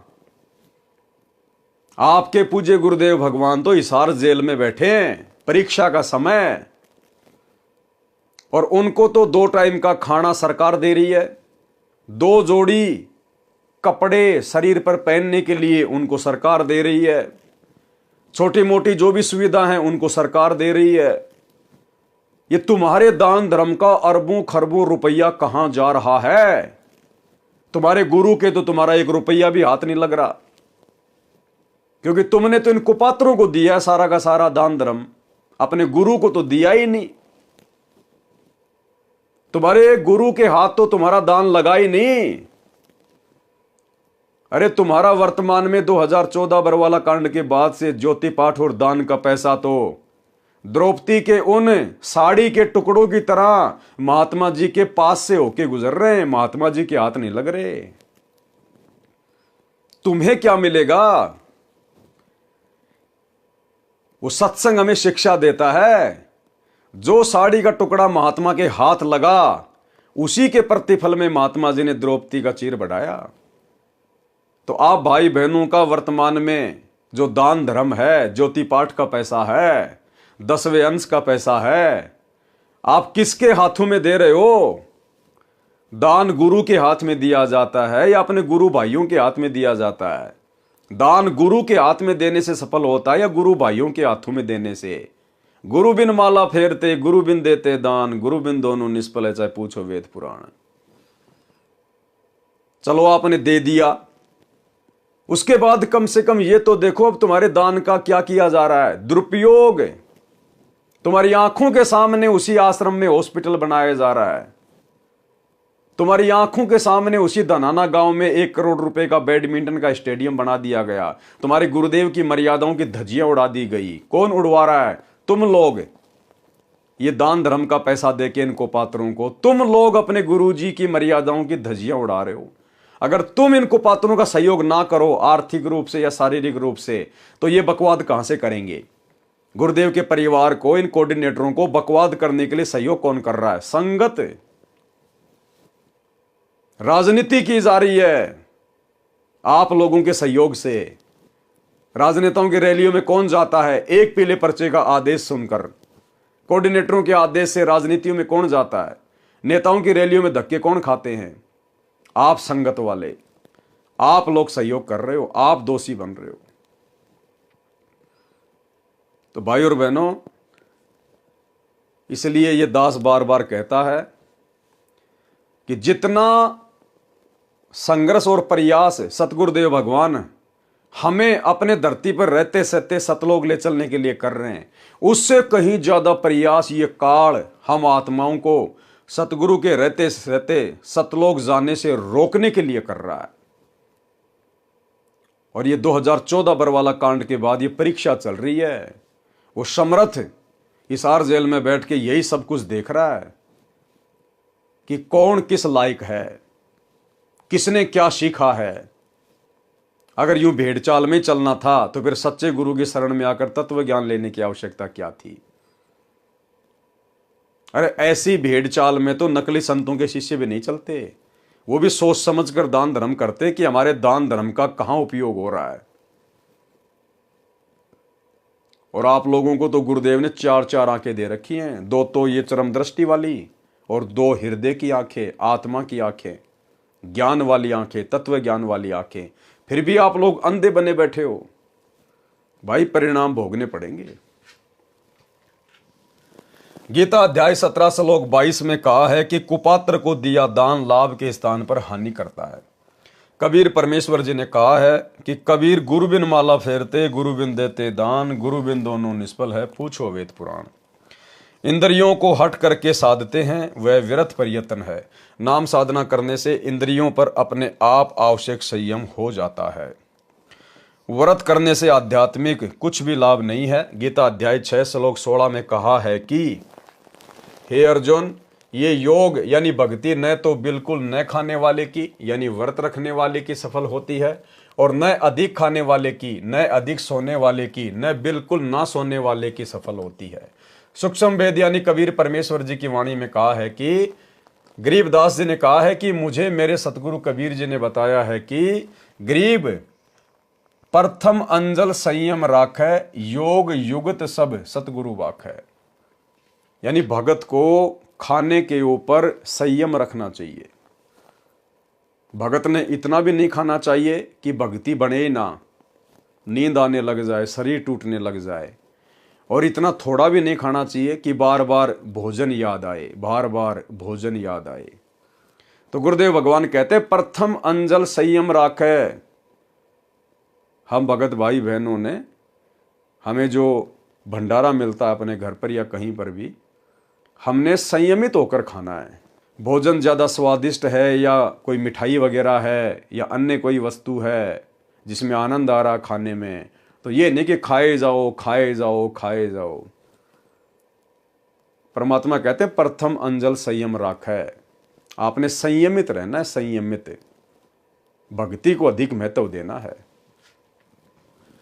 गरीब प्रथम अंजल संयम राखै, योग युगत सब सतगुरु बाखै। भावार्थ, अन्न तथा जल को सीमित खावें, न अधिक और न कम। ये भक्ति की विधि मेरे सतगुरु बताते हैं।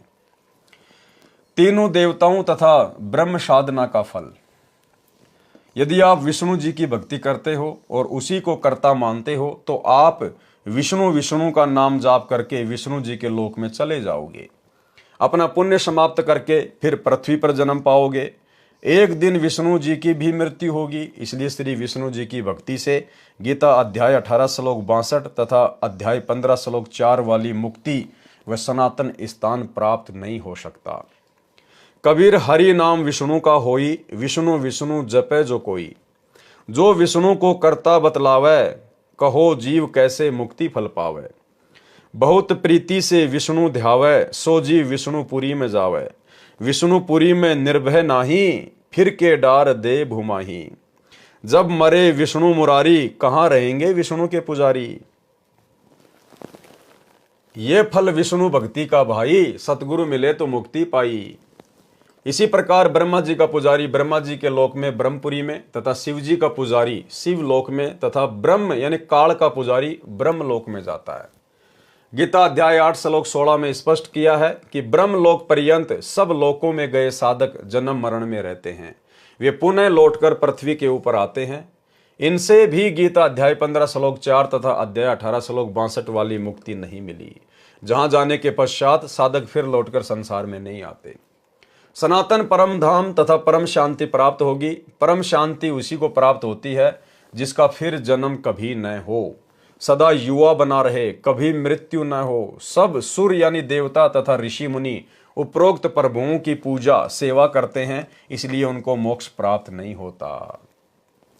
ध्रुव प्रहलाद ने भी विष्णु की भक्ति की, उनका भी जन्म मरण रहेगा। 4 मुक्तियों की जानकारी बताई है। क्या कह रहे हैं भाई और बहनों? ध्रुव प्रहलाद ने भी विष्णु की भक्ति की, उनका भी जन्म मरण रहेगा। ध्रुव और प्रहलाद। आज गुरुदेव भगवान हमें उन आत्माओं के उदाहरण देते हैं भक्ति मार्ग पर दृढ़ता के लिए। और भाई और बहनों, वो ध्रुव प्रहलाद भी जन्म मरण में रहेंगे, जन्म मरण में। इस बिचली पीढ़ी में उनका भी उद्धार नहीं है, उनका भी मोक्ष नहीं है। इसलिए गुरुदेव भगवान कहते हैं कि तुम कितनी पुण्य आत्माओं हो, तुम्हारी महिमा मैं भी नहीं कर सकता। ब्रह्मा विष्णु महेश भी तुम्हारे नाखून के बराबर नहीं है भक्ति और पुण्य के मामले में। क्योंकि आप और हम भाई बहन ये सारे दुख, ये सारे जन्म, ये सारे संकट, सारी प्रोसीजर को पार कर चुके हैं। आप और हमारा पूर्ण मोक्ष प्राप्ति वाली लाइन में नंबर है। और यदि इस जन्म को हमने बर्बाद कर दिया, गुरु के रहते सहते यदि हम पार नहीं हो पाए, और पार क्यों नहीं हो पाएंगे? अपनी कमजोरी से नहीं हो पाएंगे। बाकी गुरुदेव ने तो कोई कमजोरी छोड़ी नहीं है, कोई कमी छोड़ी नहीं है। हर प्रकार से परमात्मा ने मोक्ष के प्राइम टाइम में लाके खड़ा कर दिया है। लोहा गर्म है बिल्कुल, सिर्फ चोट मारने की कमी है। तो भाई और बहनों, आप और हम क्या हैं? जिस ध्रुव प्रहलाद के दुनिया किस्से कहानियां गाती हैं, जिनकी चर्चा है बच्चे बच्चे की जुबान पर, जिनका नाम है, जिनके इतिहास हैं, भाई और बहनों, आज वो भी इस मोक्ष प्राप्ति की लाइन में नहीं है। उनका भी इतना सौभाग्य नहीं है जो आप और हमारा है। उस परमेश्वर के लिए, सतगुरु रामपाल जी भगवान के लिए, ध्रुव प्रहलाद भी इतनी प्यारी आत्मा नहीं है जितनी आप और हम हैं। और उसके बावजूद हमें गुरुदेव ने साध संगति से जोड़ दिया, मोक्ष प्राप्ति के ट्रेनिंग सेंटर से जोड़ दिया। अगर इस समय भी हम कोई गलती कर जाएंगे, अपनी कोई कमजोरी दिखा देंगे, तो भाई और बहनों फिर परमेश्वर हमसे कितने नाराज होंगे। और फिर कहते हैं, जानबूझ सांची तजे करे झूठ से ने, जाकी संगत है प्रभु शौपन में बिना दे। फिर ये परमात्मा लंबे समय तक नहीं संभालेगा, लंबे समय तक। इसलिए गुरुदेव भगवान की इस रजा को हमने समझना होगा। ध्रुव प्रहलाद ने भी विष्णु की भक्ति की, उनका भी जन्म मरण रहेगा। 4 मुक्तियों की जानकारी बताई है। नंबर 1 सामीप्य, नंबर 2 सायुज्य, नंबर 3 सारूप्य, नंबर 4 सालोक्या।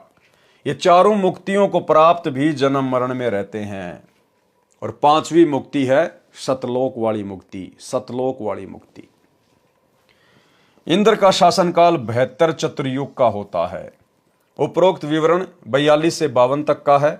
उसके पश्चात देवताओं का राजा इंद्र भी मृत्यु को प्राप्त होकर पृथ्वी पर गधे का शरीर धारण करता है। इसलिए परमात्मा आप और हमारी आस्था यहां से हटाना चाहते हैं कि अगर तुम इस पिछली पीढ़ी में रह गए, फिर वो इंद्र तुम ही बनोगे। ब्रह्मा विष्णु महेश की लाइन में काल तुम्हें खड़ा करेगा। 88,000 ऋषि, गोरखनाथ, मच्छंद्रनाथ जैसे ये काल फिर तुम्हें बनाएगा। तो इस समय यदि हम रह गए, फिर क्या होगा? अगर बन गए देवताओं के राजा इंद्र, फिर क्या होगा? अपनी सारी भक्ति कमाई बर्बाद करेंगे और फिर गधे से हमारा जीवन शुरू होगा, गधे से। आज हम मनुष्य शरीर में हैं, हम विचार कर सकते हैं गधे का जीवन और एक इंसान का जीवन। आज हमें परमेश्वर ने ये बुद्धि प्रदान की हुई है, हम लोग विचार कर सकते हैं, चिंतन मनन कर सकते हैं, किसी निष्कर्ष पर पहुंच सकते हैं।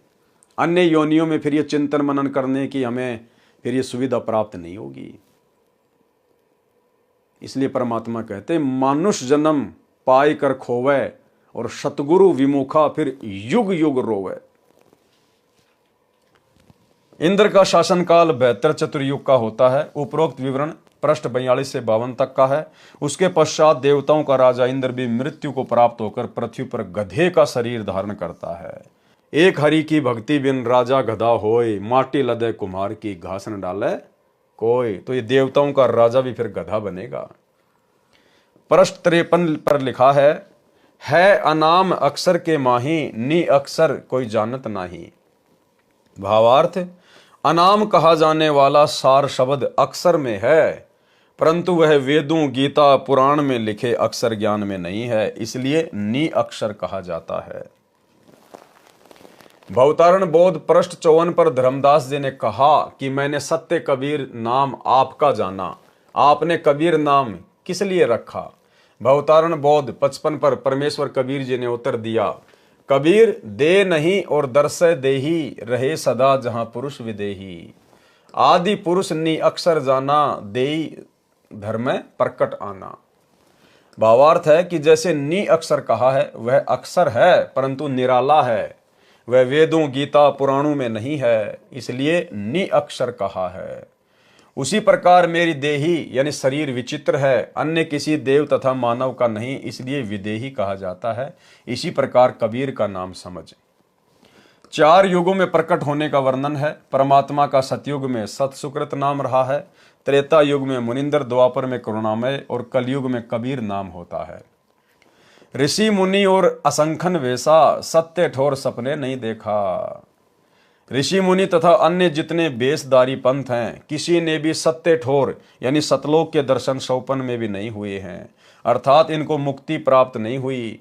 भवतारण बोध के पृष्ठ 56 पर विशेष ज्ञान नहीं है, सामान्य ज्ञान है। भवतारण बोध पृष्ठ 57 का सारांश। इसमें 8 कमलों तक का ज्ञान है। प्रथम कमल मूल कमल गुदा द्वार के पास है, ये 4 पंखड़ियों का कमल है, देवता गणेश है।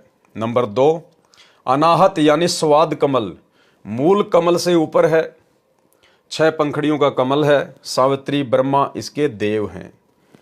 नंबर 3 नाभि कमल, ये नाभि के सामने रीढ़ की हड्डी पर बना है, 8 पंखड़ियों का कमल है, लक्ष्मी तथा विष्णु जी देवता हैं। 4 हृदय कमल, ये सीने के दोनों स्तनों के मध्य में रीढ़ की हड्डी के ऊपर है, ये 12 पंखड़ियों का कमल है, पार्वती और शिव इसके देव हैं।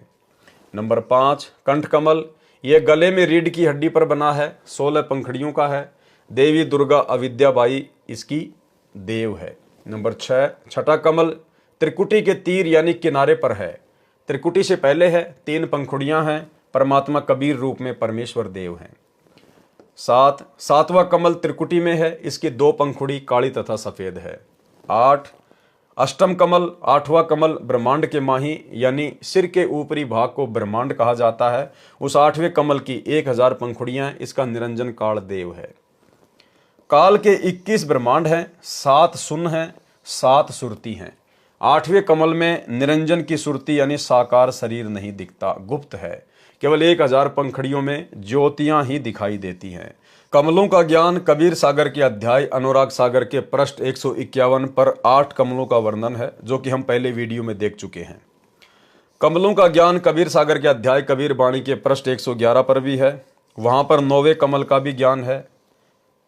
कृपया कमलों का संपूर्ण ज्ञान पढ़ें इसी पुस्तक में, अनुराग सागर के सारांश में पृष्ठ 151 के सारांश में पृष्ठ 152 से 161 तक। भवतारण बोध पृष्ठ 58 पर सामान्य ज्ञान है। भवतारण बोध पृष्ठ 59-60 का सारांश। परमेश्वर कबीर जी ने गीता अध्याय 7 श्लोक 12 से 15 तथा अध्याय 14 श्लोक 5 वाले तीनों गुणों को स्पष्ट किया है। कबीर रज सत तम तीनों गुण जाना, ब्रह्मा विष्णु महेश बखाना। भावार्थ, परमेश्वर कबीर जी ने बताया है कि रजगुण ब्रह्मा है, सतगुण विष्णु तथा तमगुण महेश है। यही प्रमाण मार्कंडे पुराण गीता प्रेस गोरखपुर से प्रकाशित केवल हिंदी सचित्र मोटा टाइप के पेज नंबर 123 पर है। लिखा है कि ब्रह्म काल निरंजन की 3 प्रधान शक्तियां हैं, ब्रह्मा विष्णु महेश, ये ही 3 देवता हैं, ये ही तीनों गुण हैं। देवी पुराण श्री वेंकटेश्वर प्रेस मुंबई से प्रकाशित संस्कृत हिंदी सहित के 3रे स्कंद में 5वें अध्याय के 8वें श्लोक में कहा है, श्री शिवजी ने कहा कि हे मात, यदि आप हम पर दयावान हैं तो मुझे तमगुण, ब्रह्मा को रजगुण तथा विष्णु को सतगुण क्यों बनाया। विवेचन विचार करें पाठक जन, जो ज्ञान पुराणों गीता वेदों में अंकित है, जिसको धर्म गुरु ब्राह्मण नहीं जान सके, उस ज्ञान को काशी वाला जुलाहा कबीर जी जानते हैं। जिनको वे ब्राह्मण अशिक्षित तथा अज्ञानी कहते थे, तो अब कबीर जी को आप क्या कहेंगे।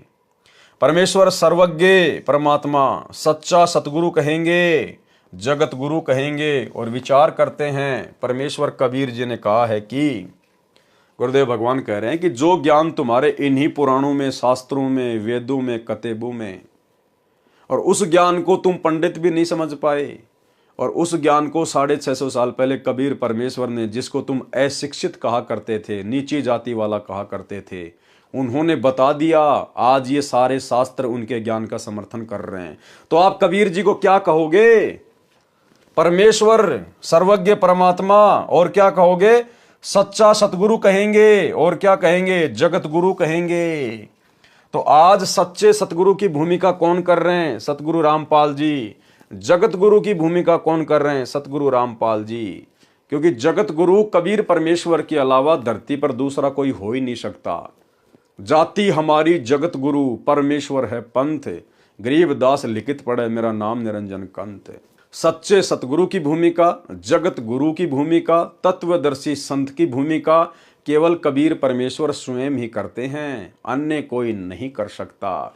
तो आज धरती पर सतगुरु रामपाल जी स्वयं ही जगत गुरु हैं, सतगुरु हैं, तत्वदर्शी संत हैं, यानी स्वयं ही कबीर परमात्मा हैं। तीन देव की जो करते भक्ति, उनकी कभू ना होवे मुक्ति। भावार्थ, परमेश्वर कबीर जी ने कहा है कि जो साधक भूलवश तीनों देवताओं रजगुण ब्रह्मा, सतगुण विष्णु, तमगुण शिव की भक्ति करते हैं, उनकी कभी मुक्ति नहीं हो सकती। यही प्रमाण श्रीमद् भागवत गीता अध्याय 7 श्लोक 12 से 15 तथा 20 से 23 में भी है। कहा है कि साधकों ने त्रिगुण यानी तीनों देवताओं रजगुण ब्रह्मा, सतगुण विष्णु तथा तमगुण शिव को कर्ता मानकर उनकी भक्ति करते हैं। अन्य किसी की बात सुनने को तैयार नहीं है। जिनका ज्ञान हरा जा चुका है, यानी जिनकी अटूट आस्था इन्हीं तीनों देवताओं पर लगी है, वे राक्षस स्वभाव को धारण किए हुए मनुष्यों में नीच, दूषित कर्म, बुरे कर्म करने वाले मूर्ख हैं। गीता ज्ञानदाता ने कहा है कि वे मेरी यानी काल ब्रह्म यानी ज्योति निरंजन की भक्ति भी नहीं करते। उन देवताओं को मैंने कुछ शक्ति दे रखी है, परंतु इनकी पूजा करने वाले अल्प बुद्धियों, अज्ञानियों की ये पूजा क्षणिक सुख देती है। स्वर्ग लोक को प्राप्त करके शीघ्र जन्म मरण के चक्कर में गिर जाते हैं। पृष्ठ 59 की वाणियों में स्पष्ट किया है कि भक्ति उसी की सफल होती है जो काल के लोक में भोले व्यक्ति कुल मर्यादा का बंधन बनाकर रहते हैं। उस लोकलाज यानी कुल मर्यादा से ऊपर उठकर भक्ति करता है। भक्ति करनी चाहिए। स्पष्ट कर दिया गुरुदेव भगवान ने कि लोकलाज में जब तक आप फंसे रहोगे, आप कभी भक्ति सफल कर ही नहीं सकते। क्योंकि भाई और बहनों, सबसे ज्यादा मर्यादा टूटती है लोकलाज के कारण, और ये लोकलाज इस काल के द्वारा फैलाया गया इतना भयंकर जाल है। गुरुदेव भगवान ने बताया कि स्वयं ये विष्णु जब रामचंद्र रूप में आया तो ये भी लोकलाज से बच नहीं पाया। लोकलाज के कारण ही उसने सीता की अग्नि परीक्षा ली कि अयोध्यावासी क्या कहेंगे। लोकलाज के कारण ही एक धोबी के कहने से सीता जी को जंगल में निकाला। तो ये लोकलाज तो श्री विष्णु भी नहीं त्याग पाया। इसलिए लोकलाज सबसे बड़ा रोग है। लोकलाज में आके हम दबाव में आ जाते हैं, शर्मा शर्मी में भक्ति छोड़ देते हैं, किसी का हम लोग भय मान लेते हैं। और गुरुदेव भगवान ने कहा कि लोकलाज ना कीजिए, निर्भय हो रहिए, जय मन चावे राम को तो दशा तंदरिए। और स्पष्ट कर दिया गुरुदेव ने एक छोटे से सत्संग में कि यदि आप लोकलाज करोगे तो ये लोकलाज करना भी आपकी मर्यादा टूटने में आता है, मर्यादा टूटने में। और गुरुदेव ने बताया जो छोटे छोटे बच्चे होते हैं ना, वो लोकलाज नहीं करते। अगर आपके बच्चे उपदेशी हैं और आपके घर पे आपका कोई ऐसा रिश्तेदार आ गया जो नशा करता है, और यदि उसने बीड़ी निकाल ली और बच्चे ने देख ली तो तुरंत टोक देगा, अरे अरे फूफा जी क्या कर रहे हो आप, हमारे घर में बीड़ी नहीं पीते। नहीं नहीं नहीं, बंद करो आप इसको, ये पीना तो कहीं बाहर जाओ।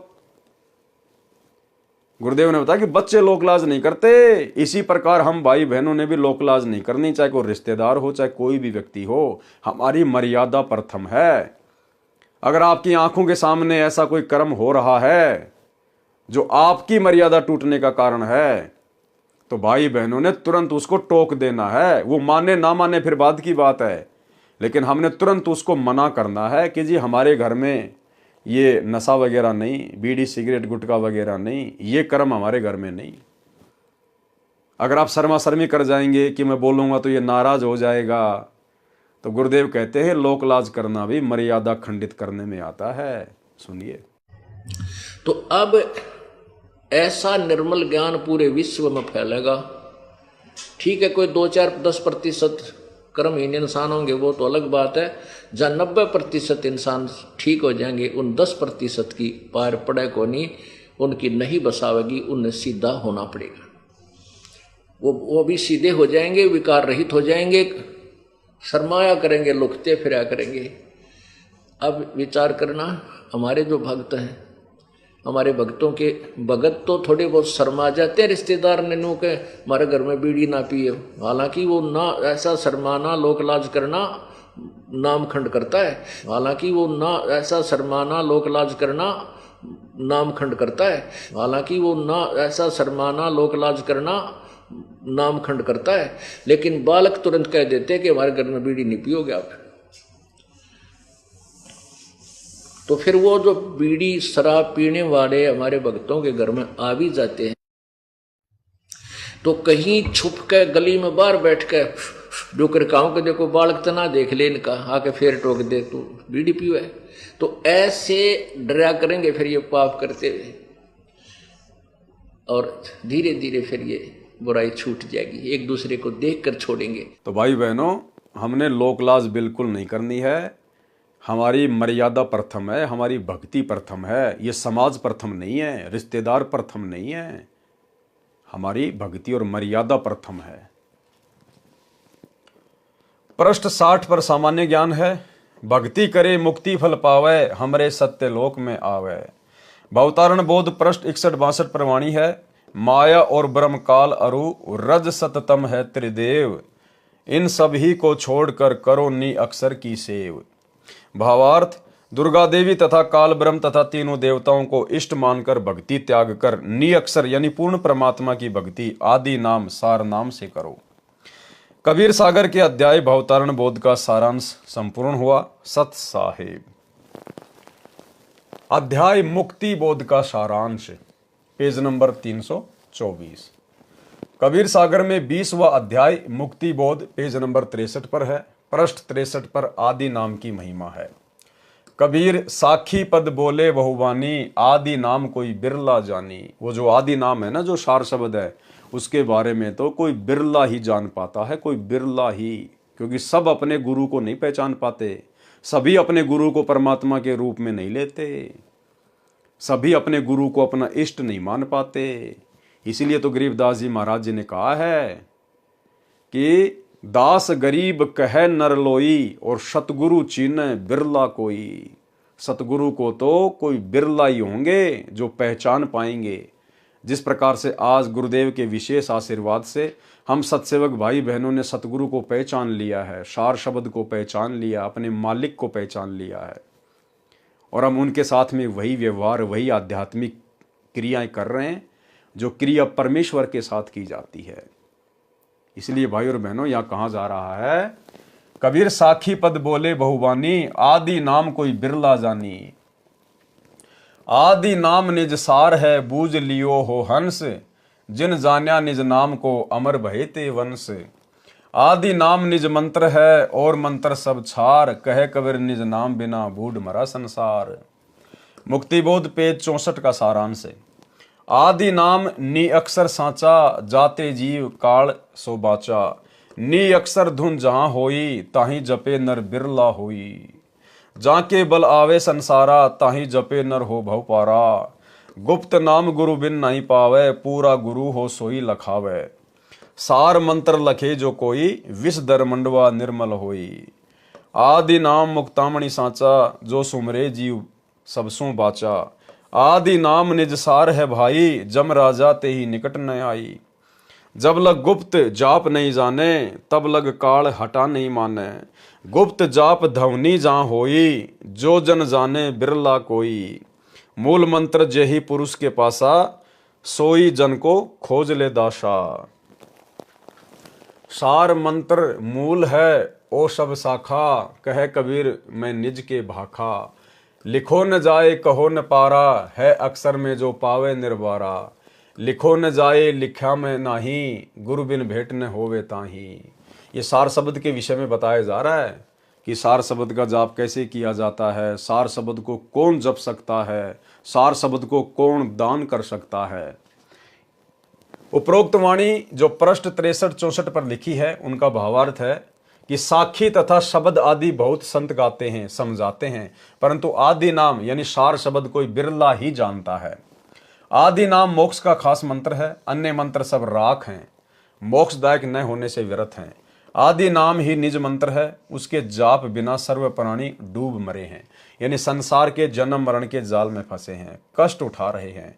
आदि नाम कहो, उसे नि अक्षर कहो, यह सच्चा नाम है, इसी से काल से बचा जा सकता है। अब क्या कह रहे हैं परमात्मा, नी अक्षर यानी सार शब्द के जाप से सुमरण करते समय जो अंदर आवाज होती है, यानी जब सार शब्द का सुमरण किया जाता है तो गुरुदेव कह रहे कि अंदर एक ध्वनि होती है, एक आवाज होती है। उस आवाज को कोई बिरला ही सुन पाता है। यानी उस विधि से सार शब्द का जाप, आदि नाम का जाप कोई बिरला भगत ही करेगा, कोई बिरला भगत ही। नी अक्षर यानी सार शब्द के जाप से सुमरण करते समय जो अंदर आवाज होती है, सुमरण करते समय उस पर ध्यान रखना चाहिए। ऐसे कोई बिरला ही जाप करता है, कोई बिरला ही जाप करेगा। अब यहां तो ऐरे बैरे नत्थु गहरे को इन आश्रमों में 25-25 हजार रुपए के चक्कर में, 1-1 लाख रुपए के चक्कर में सार नाम, सार शब्द आलू टमाटर की तरह बांट दिया गया। अब परमात्मा कहते हैं वो सार शब्द तो केवल सतगुरु ही दे सकता है। सतगुरु उसकी विधि बताएगा, उसकी विधि कोई अन्य जानता ही नहीं, कोई बता ही नहीं सकता, कोई दे ही नहीं सकता, अन्य कोई अधिकारी नहीं है कोई। और सतगुरु जो विधि बताएगा उससे सुमरण से उसमें ध्वनि प्रकट होगी। उस विधि से कोई बिरला ही होगा जो उस सार शब्द का जाप करेगा। और इन आश्रमों में आ जाओ, एक एक पाठ के चक्कर में ले जाओ। एक भगत जी कह रहा था कि मेरे पास में फोन आया, क्योंकि ये क्या करते हैं, ये तो फार्म देखते हैं और फिर फोन करते हैं। ये तो नामदान सेंटर से फोन गया, जयपुर नामदान सेंटर से, और कहा कि भगत जी आप सार नाम ले लो, सार नाम। तो उसने कहा कि भगत जी मैंने तो बरवाला कांड के बाद भक्ति छोड़ दी, मैं तो मांस भी खाने लग गया, शराब भी पीने लग गया, मैं तो जो है वो पुलिस डिपार्टमेंट में हूं, मैंने तो भक्ति छोड़ रखी है। तो बोला क्या हुआ, नामदान सेंटर पे आ जाओ, नाम शुद्ध करवा लो और जाओ, बोले सार नाम लेके आ जाओ। तो उस भगत ने कहा कि भगत जी मेरे तो झटका सा लगा, और मैं आपके वीडियो देखा करता था तो सारी बातें मेरे झट से समझ में आ गई कि भाई यहां तो केवल माया के लिए सारा काम हो रहा है। तो भाई और बहनों, यहां तो इस प्रकार से सार नाम और सार शब्द दिया जा रहा है, जबकि वास्तविक विधि तो परमात्मा बता रहे हैं। नी अक्षर यानी सार शब्द के जाप से सुमरण करते समय जो अंदर आवाज होती है, सुमरण करते समय उस पर ध्यान रखना चाहिए। अब ये कहां से ध्यान रखेंगे? इनका ध्यान तो लड्डू जलेबी बर्फियों पे है, लड्डू जलेबी बर्फियों पे। इनका ध्यान तो राजनीतियों में है, राजनीतियों में। ये कहां से ध्यान रखेंगे? सुमरण करते समय उस पर ध्यान रखना चाहिए। ऐसे कोई बिरला ही जाप करता है। भावार्थ है कि सार शब्द के सुमरण की विधि पूर्ण संत बताता है। कौन बताता है? पूर्ण संत।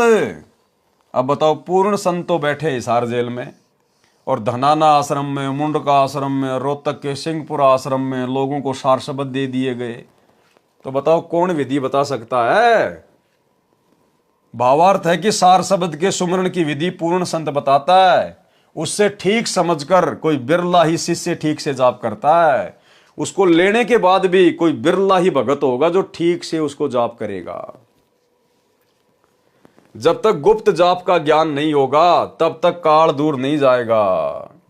अब वो गुप्त जाप की विधि भाई सतगुरु बताएगा, दूसरा नहीं बता सकता। हे भगत, जिस संत के पास सार शब्द के जाप की गुप्त विधि है उसको खोज लो।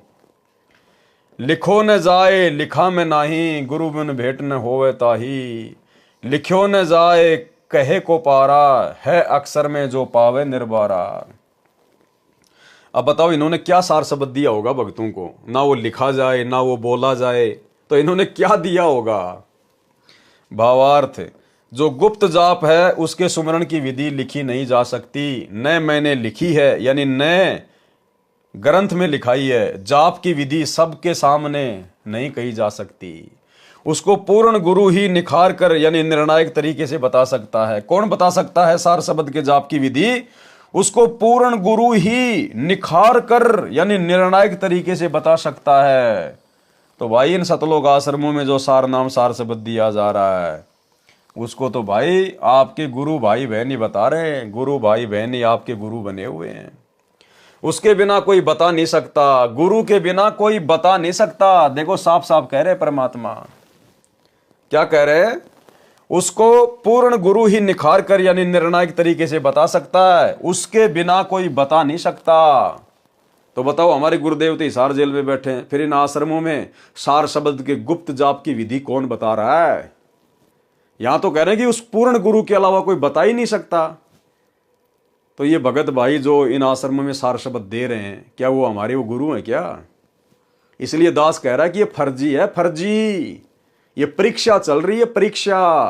परमात्मा यही सब कुछ तो देखने के लिए आप और हमसे दूर हुआ है कि इन्होंने मेरे को समझा क्या है, भक्ति को समझा क्या है इन्होंने। सार शब्द के जाप की विधि भी अक्षर में है, यानी बोलकर बताई समझाई जाती है। किसके द्वारा? सतगुरु के द्वारा।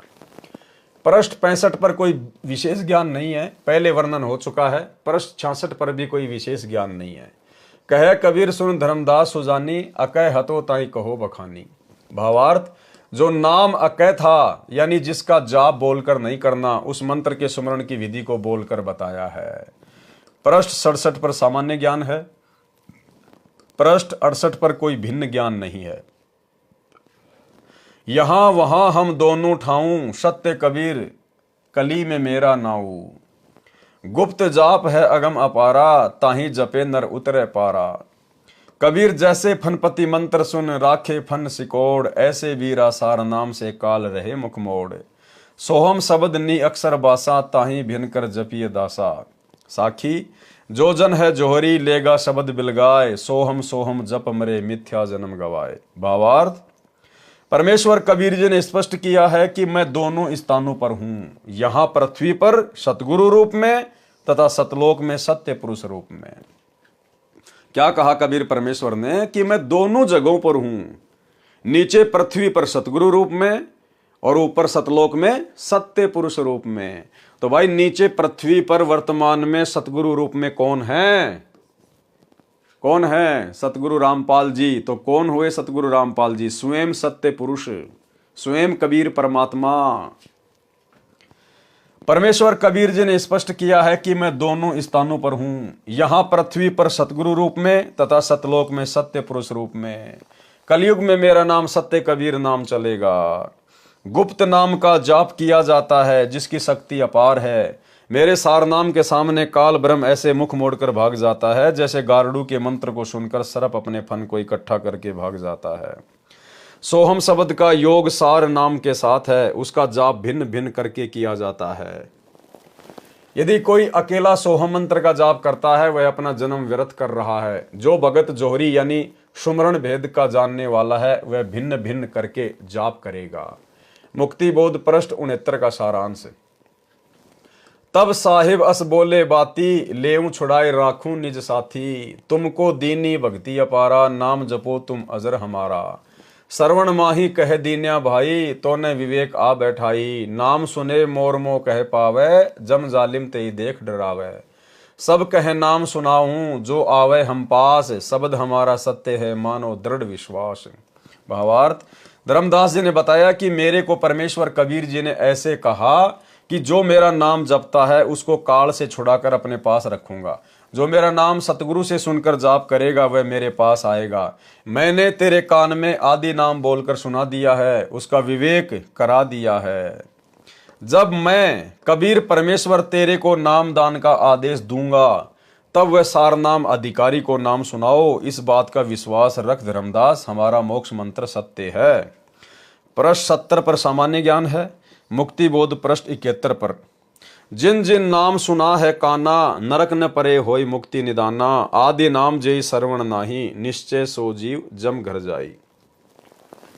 अक्सर गुप्त सोई में भाखा, और शब्द सवाल अभिलाषा।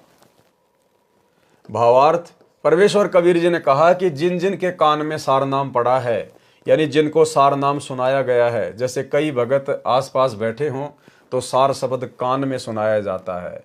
जब अधिक भगत सार नाम लेने वाले हैं तो ऊंचा बोलकर सुनाया जाता है, वह भी कान में सुनाना ही कहा जाता है। जिन जिन ने नाम सुन लिया यानी प्राप्त कर लिया, वे काल जाल में नहीं रहेंगे, वे नरक में नहीं गिरेंगे, उनकी अवश्य मुक्ति होगी। जिनके कान में सार शब्द नहीं सुनाया गया, यानी जिनको सार नाम पूर्ण गुरु से प्राप्त नहीं हुआ, वे अवश्य यमलोक में जाएंगे। जो गुरु कहते हैं कि सार नाम को बोलकर नहीं सुनाया जाता, आत्मा में प्रवेश किया जाता है, वे गलत कहते हैं। जो गुप्त अक्षर यानी गुप्त सारनाम अक्षर में है वह मैंने बोल सुनाया है। मुक्ति बोध पृष्ठ 72 का सारांश।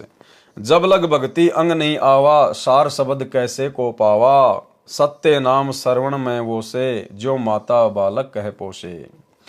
भावार्थ, परमेश्वर कबीर जी ने स्पष्ट किया है कि जब तक प्रथम नाम तथा सतनाम के जाप से भगत के शरीर में भक्ति प्रवेश नहीं होगी, यानी दोनों मंत्रों की भक्ति कमाई संग्रह नहीं होगी, उसको सार शब्द कैसे दिया जा सकता है। सत्य नाम जो 2 अक्षर का है उसको भी बोलकर सुनाया जाता है, कान में सुनता है, यानी सब मंत्र कहे और सुने जाते हैं। नाम के जाप से आत्मा को ऐसे बल मिलता है जैसे बालक का माता के दूध से पोषण होता है।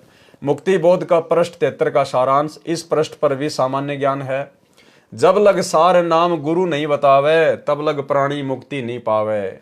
जब लग सार नाम गुरु नहीं बतावे, अब बताओ, यहां तो हमारे गुरु भाई बता रहे हैं इन आश्रमों में, तो सार नाम बिन सीप बिन मोती, उपज खपे बिना हर खेती। आदि नाम है अक्षर माही, बिन गुरु नरक छूटे नाही। सोहम में नी अक्षर रहाई, बिन गुरु कौन दे है लखाई। भावार्थ, जब तक शिष्य सार शब्द को प्राप्त करने योग्य नहीं होता तो उसको सार शब्द नहीं दिया जाता। जब तक सार शब्द नहीं मिलेगा तब तक मोक्ष नहीं हो सकता। आदि नाम अक्षर में है और उसको गुरु से प्राप्त किए बिना काललोक का नरक का जीवन नहीं छूटता, यानी मोक्ष प्राप्त नहीं होता। सोहम शब्द के साथ सार शब्द का संयोग है, उसको गुरु ही शिष्य को बताता है, अन्य किसी को तो सार शब्द का ज्ञान भी नहीं होता। देखो क्या कह रहे हैं गुरुदेव, उस सार शब्द को कौन बताता है, उसको गुरु ही शिष्य को बताता है, अन्य किसी को तो सार शब्द का ज्ञान भी नहीं होता। जबकि इन आश्रमों में तो सारे ज्ञानी बन के बैठे हैं, भगत ही भगतों को सार शब्द दे रहे हैं। सार शब्द बिना तो ये मानव शरीर ऐसा है जैसे सीप में मोती न हो तो उसकी कोई कीमत नहीं होती। इसी प्रकार मानव शरीरधारी प्राणी सार शब्द बिना व्यर्थ जीवन जीता है। मुक्ति बोध पृष्ठ 74 का सारांश। इस पृष्ठ पर भी सामान्य ज्ञान है जो पूर्व के अध्याय में वर्णन किया जा चुका है। इससे वाणी लेकर सार निकालता हूं। जाको है गुरु का विश्वासा, निश्चय जाए पुरुष के पाशा। अक्षर आदि निज नाम सुनाऊं, जना मरण का भ्रम मिटाऊं। सोहम संग आए संसारा, सो गुरु दीजे मोहे उपचारा। पृष्ठ 75 का सारांश। इस पृष्ठ पर भी सामान्य ज्ञान है, कुछ वाणी लेता हूं। सार नाम को नियक्षर इसलिए कहा है, अकय अनाम पुरुष जब रहे हूं, नाम नियक्षर तासे भय हूं। आदि नाम का सुमरण किया जाता है। आदि नाम को सुमरे कोई, सुर नर मुनि इंद्र वस होई। 5 25 3 गुण एक महल में राखे। आदि नाम अनभय उचारो, तन मन धन सो चाख। शब्द रूप हम हो आए, हम ही होय कड़िहार कहाए। शब्द रूप हम हो आए, परमात्मा कह रहे हैं कि शब्द रूप में, सतगुरु रूप में, कड़िहार यानी सतगुरु रूप में हम स्वयं ही आते हैं। पृष्ठ 74 की वाणियों का भावार्थ। जिनको गुरु जी पर विश्वास है उनको परमेश्वर प्राप्ति अवश्य होती है। आदि नाम सुनाकर यानी आदि नाम की दीक्षा देकर जरा यानी वृद्ध अवस्था तथा मरण का भी भ्रम यानी शंका समाप्त कर दूंगा। सोहम शब्द के साथ काल लोक में फंसने के कारण सोहम शब्द का अर्थ जीव भी है। हम अपने मालिक से बिछुड़े तो जीव संज्ञा में आ गए। सतलोक में हंस रूप में थे, यानी यहाँ के ब्रह्मा विष्णु शिव से भी उत्तम स्थिति में थे। अब सोहम नाम अक्सर पुरुष का जाप भी है। अब इस जाप को करके ऊपर उठेंगे, ये उपचार है। जन्म मरण के रोग से ग्रस्त आत्मा का उपचार सोहम तथा आदि नाम के सहयोग से होगा। पृष्ठ 75 की वाणियों का भावार्थ। परमेश्वर कबीर जी ने स्पष्ट किया है कि सार नाम अर्थात आदि नाम को नियक्षर इसलिए कहा जाने लगा, परमेश्वर जब अकय तथा अनाम स्थिति में थे तो उनका नियक्षर नाम पड़ा। अब वह कबीर रूप में है तो आदि नाम सार शब्द कहा गया। भाव एक ही है। अन्य वाणियों में स्पष्ट है कि सार नाम का सुमरण किया जाता है। परमेश्वर कबीर जी ने कहा है कि हम ही सत्य पुरुष हैं और हम ही कड़िहार यानी जीवों को सार शब्द देकर काल लोक में काढ़ने निकालने वाले सतगुरु हैं। सत्य पुरुष खुद ही सतगुरु की भूमिका करते हैं, कड़िहार की भूमिका करते हैं। कड़िहार कौन होता है? जीव आत्माओं को यहां से काढ़ने वाला। काढ़ना राजस्थान और हरियाणा में कहते हैं निकालना। काढ़ लोक से आत्माओं को काढ़ना, निकालना। तो सतगुरु स्वयं ही सत्य पुरुष होता है। परमेश्वर कबीर जी ने कहा है कि हम ही सतगुरु हैं और हम ही कड़ीहार यानी जीवों को सार शब्द देकर काललोक से काढ़ने यानी निकालने वाले सतगुरु हैं। मुक्ति बोध अध्याय के पृष्ठ 76 से 80 तक सामान्य ज्ञान है तथा पहले के अध्याय में वर्णन हो चुका है। कबीर सागर के अध्याय मुक्ति बोध का सारांश संपूर्ण हुआ सत्य साहिब। तो भाई और बहनों, आज की वीडियो में हम केवल इतना ही लेंगे। परमेश्वर की रजा से, उनकी दया से धीरे धीरे हम लोग आगे बढ़ेंगे और कहीं कहीं परमात्मा आप और हम सत्सेवक भाई बहनों के विश्वास के लिए बहुत ही गहरी और गूढ़ बातें लिख देते हैं और बाकी जो हमारे जगत वाले भाई बहन हैं, परमेश्वर उनके मतलब की भी बीच बीच में सारी बातें लिख रहे हैं। तो हम भाई बहन यदि गुरुदेव भगवान के कर कमल से लिखित इन पुस्तकों को पढ़ेंगे, सुनेंगे, तो भी हम ढेर सारे पुण्य के भागी बनते हैं, क्योंकि गुरुदेव भगवान ने जो लिखा हुआ है हमने उसको छोड़ना नहीं है, हमने कंप्लीट इसको पढ़ना है, इसको हमने कंप्लीट ही लेकर चलना है। क्योंकि परमात्मा ने लिखा है तो ज़रूर वो विशेष है, भले हमें समझ में ना आए, भले वर्तमान में हमारे मतलब की उसमें कोई बातें ना हो, लेकिन गुरुदेव ने लिखा है तो हमने उसको पढ़ना भी होगा, अन्यथा गुरुदेव ने कोई फालतू में थोड़ा ना लिखा है। तो भाई और बहनों, आज के वीडियो में केवल इतना ही। कल रात्रि 8 बजे सभी भाई बहन फिर से लाइव जुड़िए। तब तक गुरुदेव भगवान हम सबको आज्ञा दें, इजाज़त दें, आशीर्वाद दें। बंदी छोड़ सतगुरु रामपाल जी भगवान की जय हो।